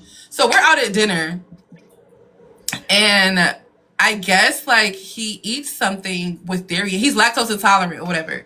And so I was like, "Oh yeah, you need some water or something like that because you can be like." Like I made like the farting sound, you know, like the really wet fart sound when you have diarrhea. So I made the sound, and he was not like amused by it. He was never amused by anything. He didn't laugh at anything. Like, and I See. also realized both of these are fart related. But you see what I mean? With two different ends of the spectrum. I just was like, you can't be too serious, and you can't play too fucking much because it's serious. No, there's a happy medium for sure. Yeah. So I'm learning. I'm learning myself. I'm learning. Yeah. See, there you go. No, I'm the same way. Like I said, you have to keep that sense of like whimsy intact, but also like, I'm that's not not dating a fun. fucking 13-year-old. Like I'm not a yeah. That's just like I don't know. I'm definitely like I like someone silly for sure, but I'm able to lock in and also be silly. So again, it's like this is possible because you're able to do it, you know? Exactly. Exactly. You know it's possible, so you're able to do it. If you can give that kind of love, then you know that that love is possible to receive, okay? And so you have no business accepting anything less than what you can give. Oh, I'm like, what are, so these are those woolly tights. This was a midnight buy. I just was buying shit. Are those the fleece line ones that I be seeing Yeah. ads for? Yeah. I was like, what are Nice. these? So yeah, I Those guess look I'll hella try them cute. out and see. Cause I'm like, I want to wear mini skirts this winter. Yeah. Fleece line tights. I feel like manifesting is so hard. People say manifesting SP is easy. I must not be doing it right. It's because you're trying to manifest SP. Yo, booty be sweating. Then put on some cotton underwear so we can soak up the sweat. Big sister advice: if you got a sweaty booty, wear materials that let your booty breathe. A lot of y'all don't be wearing. Y'all be wearing them other materials. Those plastic. Can you put them? Ooh, well, get it, please. I feel, but yeah. So that's I want to clarify for you, Sunshine. I don't try to manifest SPs because I let my self concept do the work for me. And when presented with specific people or just people in general who are looking to connect with me, date me, or whatever, I make sure that I am not bending out of my own fulfillment to be with them. I make sure that I'm okay with rejecting people. I make sure that I'm okay with being rejected. I make sure that I am like there is no resistance in my dating experience, and that is why I manifest in the specific SPs that I want. Because one, if I know that I don't have to try to go out of my way to get someone, right, to want me, then there is no resistance between me and that person. The mere act of, okay, what is the right thing to do in order to get this person affirms that you don't have the person. And it also affirms that you're not the kind of person that people just come to. It affirms that you're the kind of person who has to try hard to get the person, who has to do a method or a technique or something to get the person. So I don't want you to think that I'm the kind of person who's going to give you like affirmations or methods or techniques. I'm not that girl. I don't do methods or techniques or affirmations just to get an SP.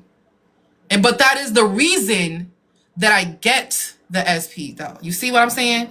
Because I know I'm hot shit, because I love myself, because I know what kind of girlfriend I am, because I know that I can move earth and heavens, mountains and oceans for my SP.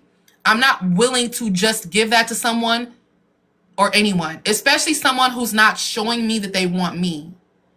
That is the first way to get me to be turned off, is to show that you don't want me. It's not attractive. I went through something recently where I was going out with someone, I thought it was going great, and then I found out that this person was bad at communicating. They just didn't communicate. And I told them off. I was like, hey, that's actually a huge turn off for me, and it's honestly pretty fucking rude. Um, and then yeah, it didn't continue. Apparently, like this person decided to be like, "Oh, I think you turned me off." Da, da, da, da, da. And it was like, okay, whatever. Like, Right, you're Santa Claus. I'm not even taking an L on this. This was just a way to show me that I don't regret speaking up. Like I'm glad that I'm working on self advocation, and Mm. I'm glad. Like it's honestly a good thing. As I'm hearing you talk, I'm like, this is good. I didn't feel the need to hold on to this. I was like, actually, that's pretty fucking rude. I deserve better. And then that person left. That's a plus. Like that's me winning. Big plus. It's a big plus. Welcome to the club, hey. Hello. My girl Hi. Akulugo, what's up? Hi. How are you guys? How are you all doing? Good. Good. What's tea, sister? Not much. I just want to add recently to Goddess Peach's point. I have found like the more I do kind of like align with myself and not necessarily like stick up for myself, basically like what she's saying. Like it's like I sometimes I forget like that's how easy it is to make things that are already mine flow to me versus kind of having this like unnecessary predisposed anxiety, which again is just something you Right. choose like the same way Yeah. you can just choose to be at peace about something. So that's what I wanted to add. And then like it isn't really like a success story kind of thing. It's just like something that I've noticed where it's like a constant like okay, like obviously reality is always gonna be reflecting me. I don't know. I didn't know you were on live because I thought I had like your notifications on, but like I guess it didn't show like on my thing. So I was just on my computer earlier and I'm like looking at Verbo because I'm like looking around, like trying to remember like, you know, what villa I stayed at for my birthday or whatever. And then one of my friends texted me and she started complaining to me about this girl that she's talking to and whatever, whatever. I was like, okay, cool. And then like you randomly popped up in my head. And then all I heard in my head was like, oh, like, is Ema bi? I was like, well, I don't really know. Like, I've never heard her talk about it. Da da da. Like, you know, people are private. And then in my head, I was like, well, even though I don't know, like, I technically do. So I was like, in my head, and all my girlfriends, like, well, like, all of us are like bi or whatever. And I was like, yeah, you know what? She is. Like, I've just never heard her talk about it. She's just kind of a private person. And then when I come on live, you do the saturation thing. And then that's the exact next thing you talk about. I was like, wait, what the frick? That's actually crazy. I just wanted to share that because I was like, wait, what the heck? And then it was just another thing that I used to remind myself, like, how easy it is to always know something. Like, sometimes I'll feel like, oh, like, my instant response to something is like, oh, I don't know. It's like, no, you do. You just have to remember who you are and, like, the answers for anything is going to come to you. So I don't know. That was random, but I just wanted to share. I was like, what the heck? That is so crazy. But okay.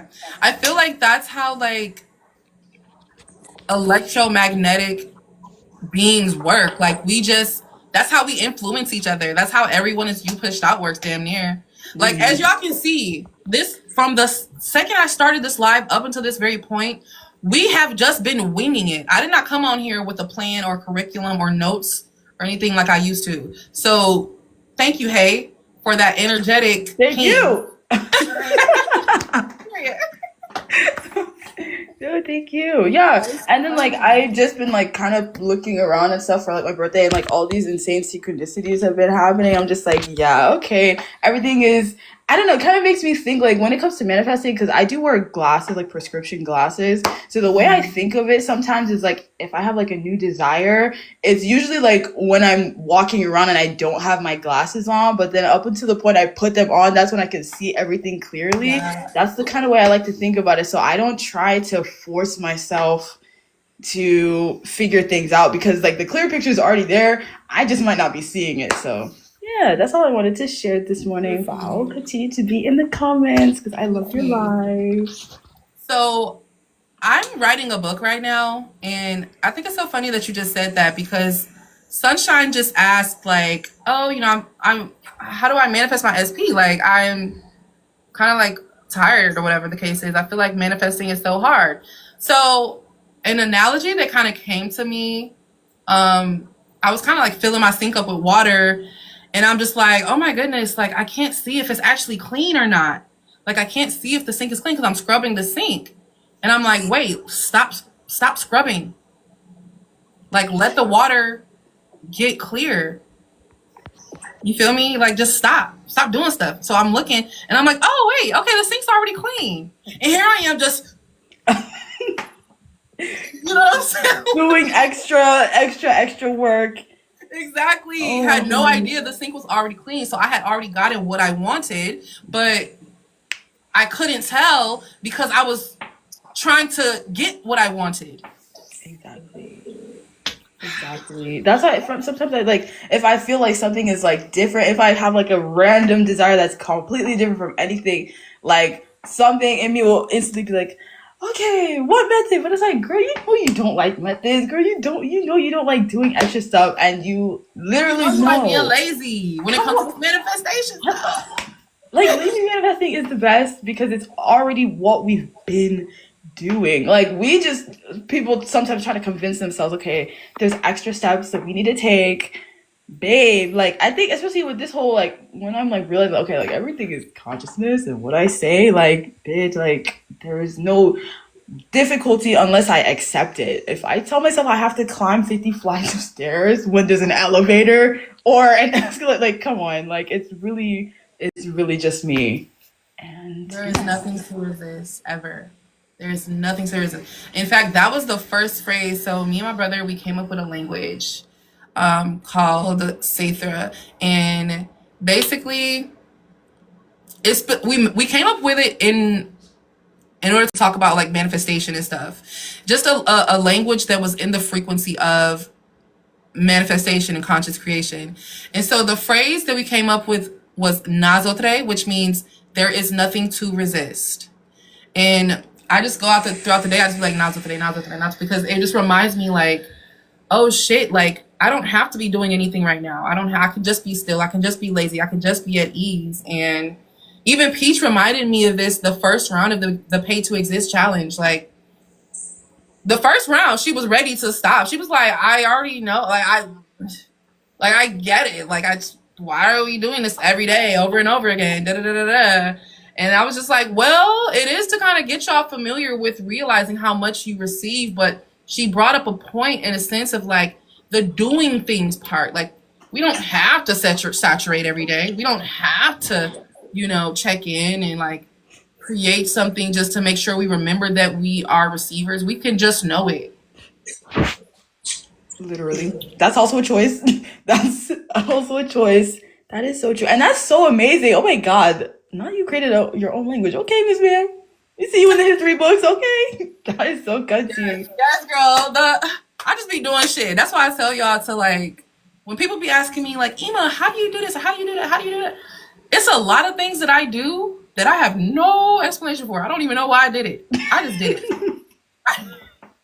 I just be doing stuff, and that's because I'm like so tapped into my intuition, and I'm just open to the call that's coming from inside the house. Exactly. I'm just Exactly. open to it. I'm open to see what that call is talking about. What's the conversation? What's the news? Like, oh, we want to go and do an aerial class today. Okay, let's go do that. We want to go learn how to make bricks. Let's go find a class. I don't know. Like, Exactly. Exactly. And I don't know, I think it's just like I just like the fact that I feel like every day I'm just understanding quote unquote more and more that there is never anything to do and everything is like basically the experience I have is just based off of like the movement of my thoughts basically. At least how that's how it like feels like for me, like wherever I yeah. find myself. So even like this past weekend, like I just learned how to do a new hairstyle, which I didn't know how to do a week before. And I was telling myself, oh my God, it's so hard. I can't do this. I have all the hair. And then I realized I'm like, okay, so shut up and just decide that your hair looks cute and it's cunty and you like it. And then Yes. from there, all of a sudden, oh, it's like magic. And I knew how to do it the whole time. But it's like, babe, like it's whatever I said, like I restrict myself by, putting certain limits and stuff like that. So realizing like there's no real need for that. Sometimes I'm just like, dang, this is really crazy, but it's Yep. fun. Coming out the gate saying something is hard, you've already cast a spell. Literally. You know what's crazy? I do want to mention though, because during the saturation session, you said it one sentence that literally was something that was on my mind.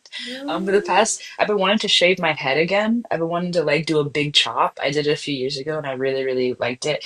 And I was like, I'm gonna do it again. I'm gonna do it again. But then yesterday I was gonna do it and then I was like, yeah, I don't know. I do kind of like my hair. And then as I'm doing this fucking saturation session, you say, and if I decide to change my hair, no matter what, it's always gonna look good. And you moved on, and I was like, what the fuck? How did she do that? You know Oh my what I just God. realized? What? What if when we're doing these group saturation sessions, what if like well, yes, I like agree with the things I'm saying. What if they're not even just for me? Like they're everyone's whatever someone needs Yeah. to hear in that moment, that's what it is. Like it stands Because out to me. that's Yeah. exactly what was going on. Even when That's you what made you the comment said. about like I can wear whatever I want to wear, I was like, yes, the fuck I can, bitch. Like, See, you are so true, especially when you're like, I just be channeling shit. You really do just be like picking up on Yeah. shit that we need to hear. Yeah, I think that's what it is. Wow. Yeah, so and that's why I love Chris and I love Peach and like all my OGs, hey, Akugo, like y'all have seen me from the beginning when I first started this platform. And I don't know, I have not always been pretty in the sense of like how I've shown up energetically, or clear, or even given the best answers. Or sometimes I've given answers and then changed my mind a year later because I learned some new information. So I just want to say that like we're also really tuned in with each other because we've been in this community, this space for so long as well, I think. But that, what y'all said, I think is mostly what's going on here. That's what I said earlier. I was like, get the fuck out of my head, even get out Yes. of my head. And the body one too. That was my fave one because as soon as I said that, I just saw myself walking on the beach and like just skin glistening, titties jiggling, just real Brazil, Rio de Janeiro. okay. Like, that kind of vibe. Adding that to my list of places I'll be going soon. Hello, period. See, I I'm just really said interested in St. Lucia. St. Lucia is gorgiana. Oof. Yes, and the Maldives. Oh yes. definitely the Maldives. I want to go to one of those little water huts. Love my Yeah, get when you're ass right on the water. water. Yes. It's like I crystal think blue. also St. Martin would be cute because you could do like island hopping and go to the other country, other Oh my sides of god, yes. Is St. Martin in the Virgin Island collection? Or no? I Probably not. I don't think so. I don't think so. It's around. Oh, It's it's around not. it. It's not. No. Yeah. Okay. Ooh. And also I haven't been to an all inclusive resort. The only resorts I've been to haven't been like, or at the time I went, I couldn't afford the all inclusive package. So Okay. now that I'm like, I have the mindset I have, I'm like, if I go to an all inclusive resort, Oh. who knows what I could attract? Okay. And who knows? When I go, it don't matter where I go, I always meet somebody or something happens where it leads to another like chapter in my life or something. That's beautiful. It never fails. Oh, I'm gonna start saying That's that. beautiful. Change your location, you change the situation. That's all Okay. I'm saying. And you could change your location up in here. Just saying, that's how I travel. Period. Yeah, Okay. literally. I go ahead and I think about, sometimes I'll think about the people that I'm either gonna vacation with or want to, and then I'll think to myself like, oh yeah, like we was just on the phone talking about how crazy that trip was. And that's exactly like what happened for me when I just got back from the last two trips. I literally would think like, yeah, like if I thought about someone, I'm like, oh, like, wait, the ticket hasn't, I haven't got the ticket yet. And I'm like, girl, what the fuck are you talking about? Like, we was just on the phone for an hour talking about that one beach club. And then that's like exactly what happened. Oh, you ate that. Yeah, We was just on the phone for an hour talking about that beach club, girl. like, what? Don't be weird. I know, you had a few drinks, you might have forgot, but chill. Okay. I love you. Oh my Yo, goodness. I'm a manifest that. I also, when you were talking, what kind of flashed in my head was like a picture of my passport, but just like all the pages just full of stamps. Like, you feel me? You feel me? And Yeah. I bought like a pretty ass passport cover too, because I was like, I'm sorry, she needs to be wrapped in luxury and like comfort, girl. Like she's not like the other girls. I'm sorry. Like let me add that to my shopping list. Cause mine is just naked. Like I didn't like decorate it, so I'll find some stickers and stuff to put on my passport. Period. Yeah, I was looking at that too. I'd totally forgotten, but you just reminded me. I found like a pink little passport cover. Aww. Yes. Yeah. Another thing, I know that this is probably like 3 years ago, I talked about putting together a retreat for us and making it accessible. Unfortunately, it will be 20 and up. I might make it 21 and up, but for now, it's going to be 20 and up. It is, I'm just letting y'all know, it is in the works. I am planning it. It has been expressed into the physical world, okay? It's been written down. We've been looking at resorts. We've been looking at places that Yes. I'm going to try to keep the cost of the total trip itself at least under 2K. Okay? And you will be able to split up into payments. You will be able to pay on it as time goes on. It will not be overwhelming, okay? I will, like I said, I'm going to try my best to make sure that I accommodate everybody. And yeah, I'm going to also be sending out some surveys and polls to see like what are the places you would like to go. Would you like to stay domestic for the first link up, or would you like to go international? Would you like to, you know what I'm saying? Like, you love it, a little bit up for you. We got you, boo. I know, but I don't want to. I gotta be around some grown folks first. Just a little bit. And then maybe we could come up with some teenage programs in each city, and I come to y'all. Oh, that would be so cute. Yeah, I would love to. I do want to put together something for teenagers and preteens, because I feel like having access to this information at such an early age is just amazing. I wish I had it at an early age, but I guess I was supposed to figure it out and pass it down. When's your birthday? You said you were a Pisces. Yes, I am a March 15th, 3:35 p.m. Yep. I was an afternoon baby. I came in during a soap opera. I believe it was Days of Our Lives. I came in during a very dramatic moment, and I'm living a dramatic life. I am extra. Mine is whoa. Okay. Yeah. Whoa. You were born like 30 minutes after me? That's crazy. Whoa. Whoa. Who are you? Who are you? That's crazy. Wow. I feel like I don't meet a lot of people who are born like in that part of March. They either become an Aries or they came early and ended up a February Pisces. No.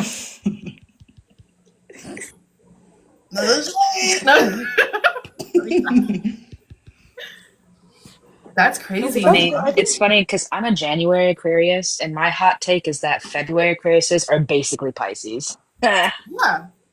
Hell yeah. Hell yeah. I've seen a lot of overlapping traits. People in February, I don't know if it's because they got a day stolen from their month or what, but it's just something about them. They feel like people who you don't want to piss off. Let's just say that. No shade, February folks. The February folks. The February Aquariuses, I call them crybabies. Everyone calls February like why is February so emotional? That's what I want to know.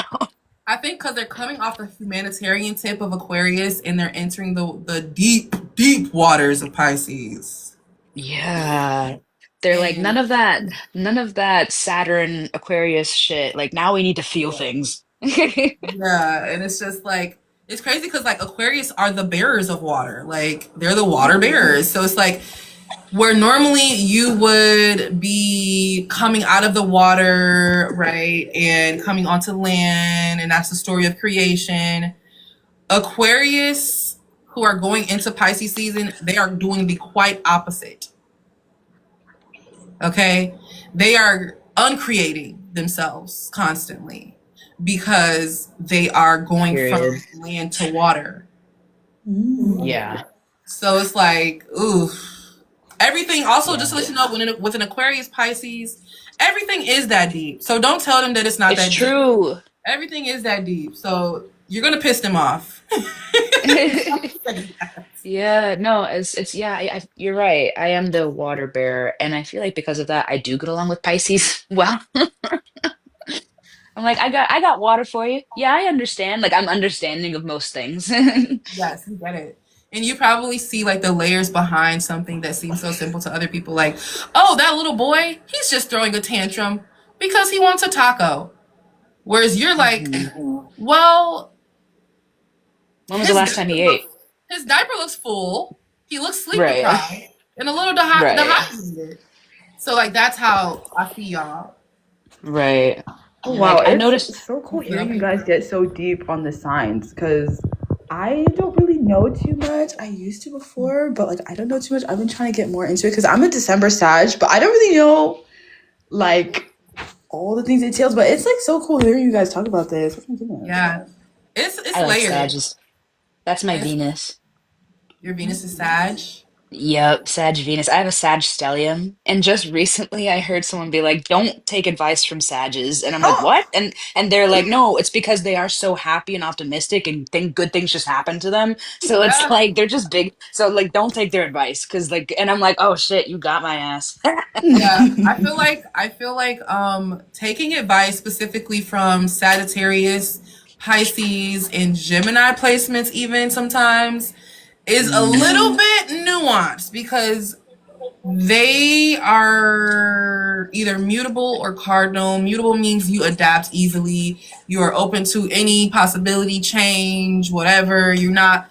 That's why manifestation is really easy for people who tend to be water signs, hmm specifically Scorpios and Pisces, because we whatever. Like it's however life hmm happens, you know.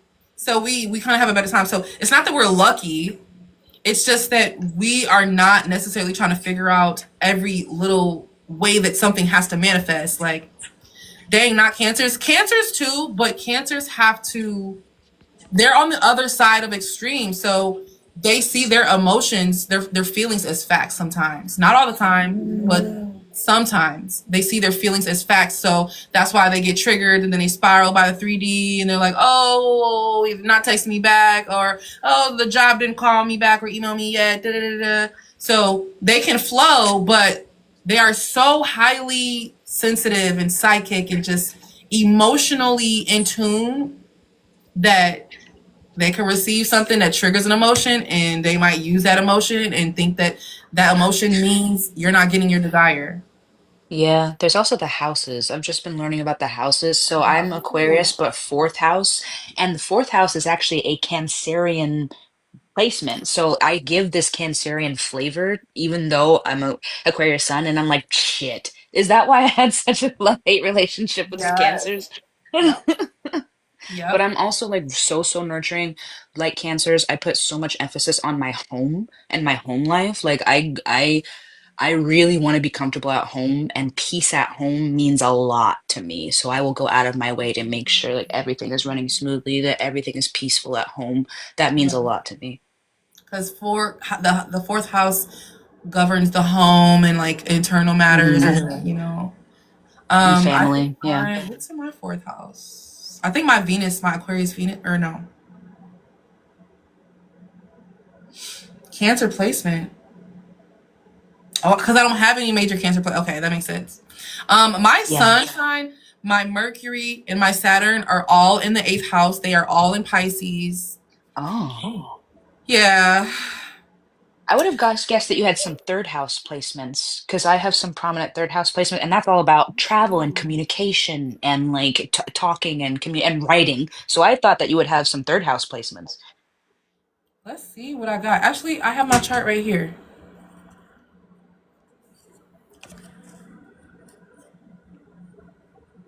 Ain't no woman like the one I got. Yeah, because third house, that's my Venus. So that's why like I was saying earlier, unfortunately, I have to talk to you. Talking to someone is how I connect with them. Yep. Let's see. Screenshots. Where are my screenshots? Here they are. Oh, Bree's Virgo moon like you, Ema. Oh my goodness, you're a Virgo moon girl. Sorry in advance. Sorry that you have to go through that. Wait, this is not my chart. This is my mom's chart. Hold on. I like Virgos. Whose chart is that? People are like, "Oh, Virgos are no fun," and I'm like, "They're fun. You just can't be fucking sloppy in front of them. You just can't be sloppy and careless in front of them. If you are, then Yeah. they're gonna clock you, and it's not gonna be fun." It's But not gonna be fun. I'm neither sloppy nor careless, so I've never had a problem with a Virgo. If you don't like a mirror being put in your face, you're not gonna like Virgos or Pisces because they're sister signs. Mm. You know what? I don't actually. I know where it is. Hold on.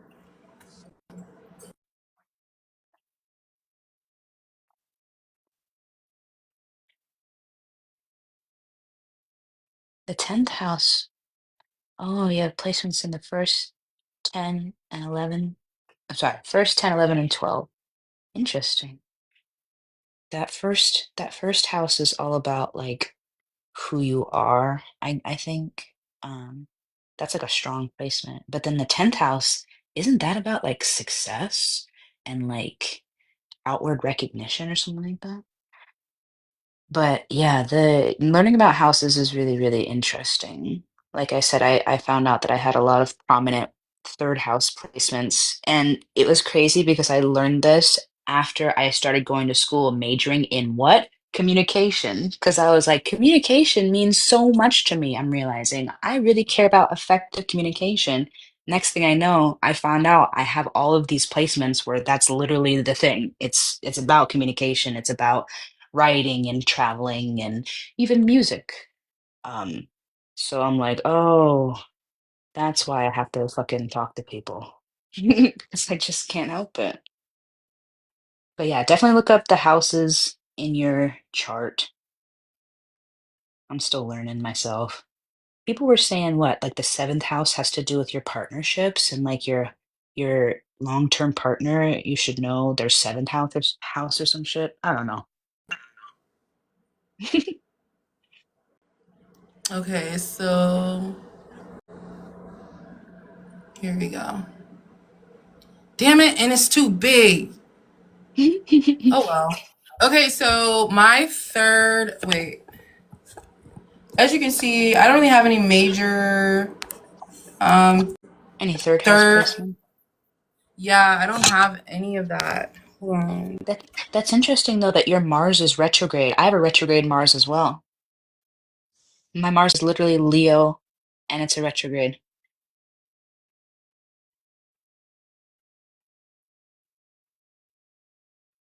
You am terrible. Well, was with communication and better now. That's great, Bree. Getting better at communication can only benefit you. Like there are literally no drawbacks to being a better communicator. Okay, now we're back. Jupiter. Oh my God, you have a Sag Jupiter too? Yes, girl. Me My Jupiter. too. That's why we're so I, lucky. exactly. That's why like I just be doing shit because Period. I just wanna work out. Okay, so let me get. Okay, so this is me. This is my entire everything. Mm. And as you can see, my look at all my eighth house placements. Look at that. Oh wow. Sun, Saturn, Your um, Mercury too. Mercury, girl, like it's intense. Like I got so much water. And then I got fire too, because Leo, I have a Leo Mars and a Leo rising, and Mm. they're both in my first house. So having a Oh wow. not only do I have my Mars in my first freaking house, it's also retrograde. Okay. So a Yeah. lot of that raw is towards myself. Yeah. It's internal. Oh Let me God, is that me too? Because I'm also a Leo Mars retrograde. But I damn, don't think yup. it's, So that's I need to check the house. so I think that's why I think that we don't like stupid shit. But we're Right. understanding of stupid shit, and so we have so much compassion. And so we kind of like end up like, wait, like, am I being mean or should I like draw back a little bit or like? And that's why like during that situation with the whole like the last round of the challenge, I was like, wait, am I being wait? How do I don't know. What should I do? Mm. Am I being mean? I don't know. But yeah, No, no, but I understand feeling the feelings and also communicating them because yeah, I can't just not say something. exactly. I can't just not say something. But yeah, girl, what else? You want to know another fascinating thing I learned about my chart? Go Um, for it. Let me get on the bottom of the screen. So, looking at my chart, I have a seventh house Venus. And so let's look at what the seventh house, does anybody know what the seventh house governs?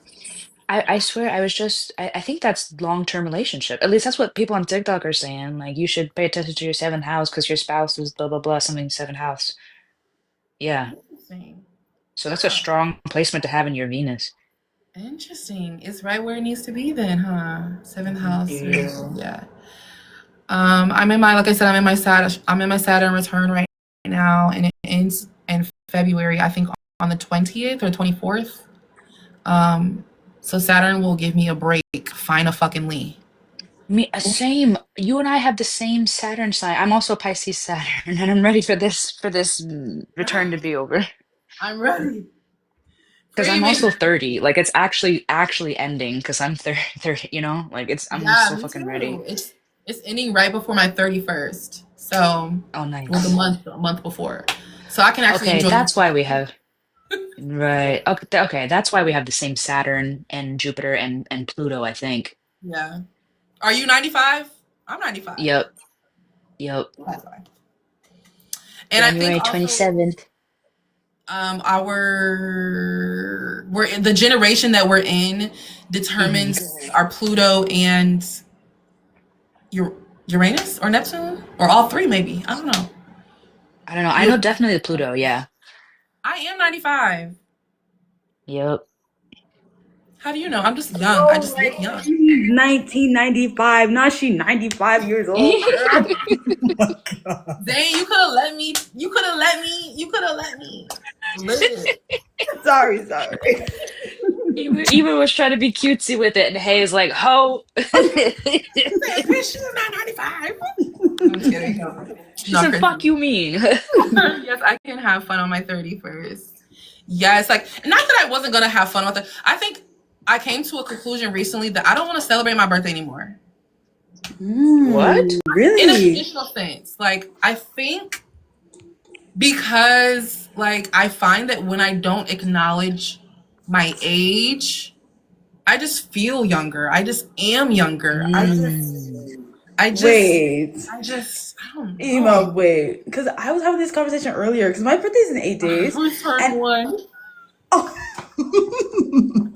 I was just having this conversation earlier because I was like, okay, yeah, my birthday's technically like the human contract. Like my birthday's like in 8 days, and I was like thinking about it, and I remember I was like freaking out a little bit like a few months ago. I was like, oh my god, I'm turning 26. Like, oh my god. But then I was just thinking like, okay, but like. Babe, your consciousness, like, you're saying your birthday is this date, but like, your birthday could be every fucking day. Now what? Like, I mean, I haven't really been big on celebrating before, so like this year I kind of want to do stuff. But I was thinking like, if you look at one day, like okay, that's your birthday, then that's your birthday. But like every day can be in the same way. Sometimes like I used to hate like I'd go on vacation with some people and they'd be like, oh. Now vacation's over, back to the real world. Like, what do you mean the real world? Did we enter like Right. a fucking different dimension? Like, every day can be vacation. Every day can be like this. So it's weird. Sometimes I think about things. I'm like, yeah, me putting a certain emphasis is what creates the difference of the experience that I have. But like literally every day can be. Today's my fucking birthday. Like it literally Yeah. doesn't even matter. Like I think how I want to start celebrating, or not even, like I said, not celebrating. So here's the thing. I'm just gonna do whatever I want to do whenever I want to do it, right? So like I'm not gonna be like, oh, I'm gonna save that trip for my birthday, or I'm gonna do this for my birthday, or I'm gonna do that for my birthday. I'm not doing anything for my birthday. I'm doing all those things whenever I feel like doing them, right? And so when my birthday does come Right. around, whoever knows my birthday, if they want to do something for me or give me something, they can do that. But I'm not celebrating my birthday in a sense of like, I am this age, right? Because I feel like that's a state of consciousness. Like, I am 30. Oh, I'm 30. Oh, you know what that means. Like, no, I don't actually know what that means. You know what's interesting? Okay, so I had a theory that there are three different types of birthday people. Birthday person number one says, I don't want you to make a big deal about my birthday. I'm uncomfortable with the attention. And they mean it. They don't actually Yeah. want you to do anything. They want you to treat it like a regular day. Then there's birthday person number two. Birthday person number two says, I don't want you to do anything. And it's a fucking lie. They do want you to do something. They just don't want to have to tell you to do that. They want you to Yeah. show up and Yeah. make a big deal and make them feel special. Then there's birthday person number three. Birthday person number three says, it's my birthday month. They spend like they're gonna use the whole month. They're gonna tell everybody they Yeah. know. God forbid you don't tell them happy birthday on their birthday. It is a big fucking deal. So those are the three, yeah, so those are the three different types of birthday persons. I I used to think be I'm gonna number be number two. one. Okay, Or what? Wait. yeah, What is it? Yeah, yeah. I think I'm gonna be number one from now on. Just like, okay, don't worry about it. If you do something, I'm not gonna freak out. Whatever. Cool. Thank you. Appreciate okay, ya. Yeah. Thank you for thinking of me. But like, what about all the other days of the year? Oop. You yeah, should want to celebrate me every day. Hello. period. Period. Yeah. Well, that's why I'm like birthday person. I moved from birthday person number two to three because I'm like, hey everybody. Look, in the past, I didn't make a big deal, or I expected y'all to step up, and you dropped the ball. So now I'm Mm. gonna go. I'm gonna be really open about it's my fucking birthday, and if you don't show up, then that tells me something. Okay. That tells me something. But again, everybody's different. Yeah, everyone's different. I think, and it's less about like the actual like concept of celebrating the birthday for me, and more about the concept of like aging. Like this, Mm. well, like you turn this age, this means you have to be this way, right? Or you know how people are like, act your age, or Oh. dress your age, or something like that. Like, I don't why? believe in that. How does a 30-year-old dress? How does a 50-year-old dress? How are I we, don't believe in that. you know? So Especially when fashion is literally ageless and genderless. Like, what are y'all exactly. talking about, please? Fashion is literally art. Like, come on. Like, You if you can do gotta give whatever. it Yeah. to me a month before my birthday, give it to me a month before. Exactly. Just give it to me. You don't even have to be like, all right, I'm gonna wait on the day. First of all, I don't really give a fuck about surprises. Not too many people can get a surprise past me. I notice Okay. everything.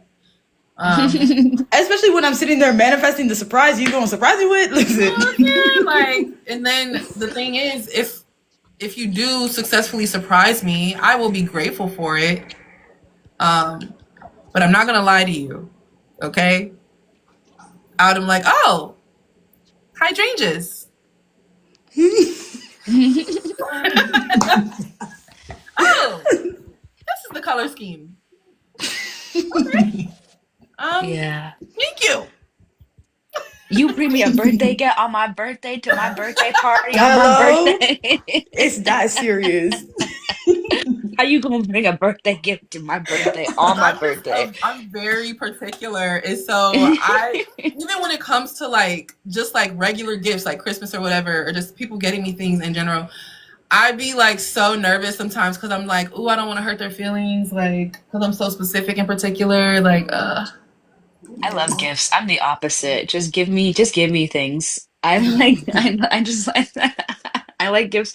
I like giving and receiving them though. That's the Mm. thing. When you love gifts, you love giving and receiving. yeah. Yeah, that's true. They're fleece lined leggings. They're like skin tone, but for like dark skin. Yeah. I definitely think like the people who like stop being friends with people over birthday stuff are very interesting individuals, or people who are like genuinely, because like one of my younger cousins will literally like cut off all her friends if people didn't text her happy birthday. I'm just like, how is that Okay. like your Yeah. bar of measurement for how someone sees you? But I get it. It's like, the story that people tell within themselves.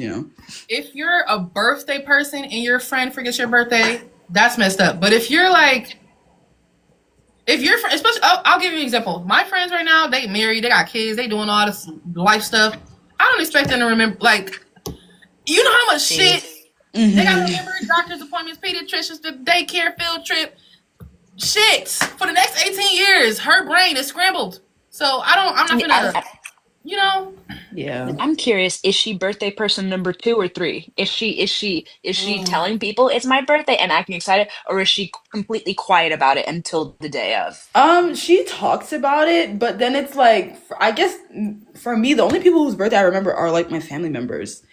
And so she Right. talks about it, but she talks about it on social media all the time. But I don't sit on it. I don't have Instagram, you know, I don't sit there see like while she's posting it and stuff like that. So My sister got mad because I guess at some point I didn't post on Facebook "Happy Birthday" to her or something like that. I don't even have Facebook. I don't get on Facebook. I'm like, I don't have this Literally. app. You Like, mean Right. the private long ass paragraph I sent you? My sister's a Leo, by the way, so she like Right. she needed it publicly. She needed it publicly. I get it. That's the thing. That's the thing. And I'm a Leo Mars, and now I'm starting to wonder, like, I think I like that. I think I want someone to celebrate me publicly. I think that's Yeah. what I want. Just recently I found out a friend of mine at work was like defending me in a room that I wasn't even in, and that shit Aww. touched me. That shit touched my heart. Yeah. Oh, that's beautiful. Because when I'm I not in a swear. room, who am I to you? Right. That's how. And the Yeah. person wasn't even they weren't even being serious. They were like, "Oh, Peach was picking on me, blah blah blah." But then my friend was like, "Peach is cool." And I'm like, Aww. "See, this person has my back." That's so Even cute. jokingly. Yes, I love that. It's so cute. Chrissy, you good, boo? You good? No worries. Leo Mars, you're Leo Yeah, Mars. I want to be celebrated publicly. That's just Publicly. me. Thank you.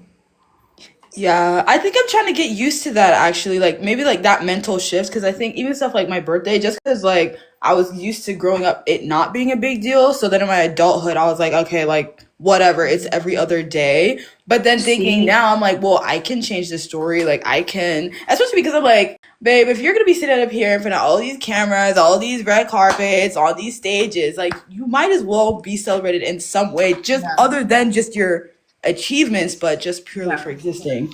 Okay, That's y'all what are I'm trying to saying. It should be your day. I'm not going to I'm not gonna not celebrate, but I'm not going to necessarily emphasize I'm aging. Oh yeah, yeah, I'm for gonna sure. also be like, I'm alive again. Like I'm alive even more. Right. Right. That's the emphasis, not the Like aging this is part, the but day like, that consciousness has made, and now your life is better right. because I'm here. Exactly. I'm literally, today is a national holiday. I'm a delight, and you all should, I'm giving you an opportunity to celebrate me. Like, this is why I shifted from Exactly. birthday person The number 2 to opportunity 3. for Because when I didn't make a big deal, and then I would be hurt that nobody else made a big deal, deep down I realized that, yeah, I'm worth celebrating, and somebody needs to make a big deal. And if it has to be me, so be it. Exactly. But y'all, I gotta get off because I gotta get dressed, get the day sorted. Period. This has been such a great live, like always. Period. Yes.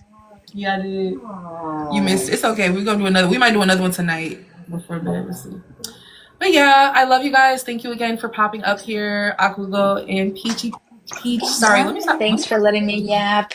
Yeah, thank you. Love you guys. Bye. Bye. Bye.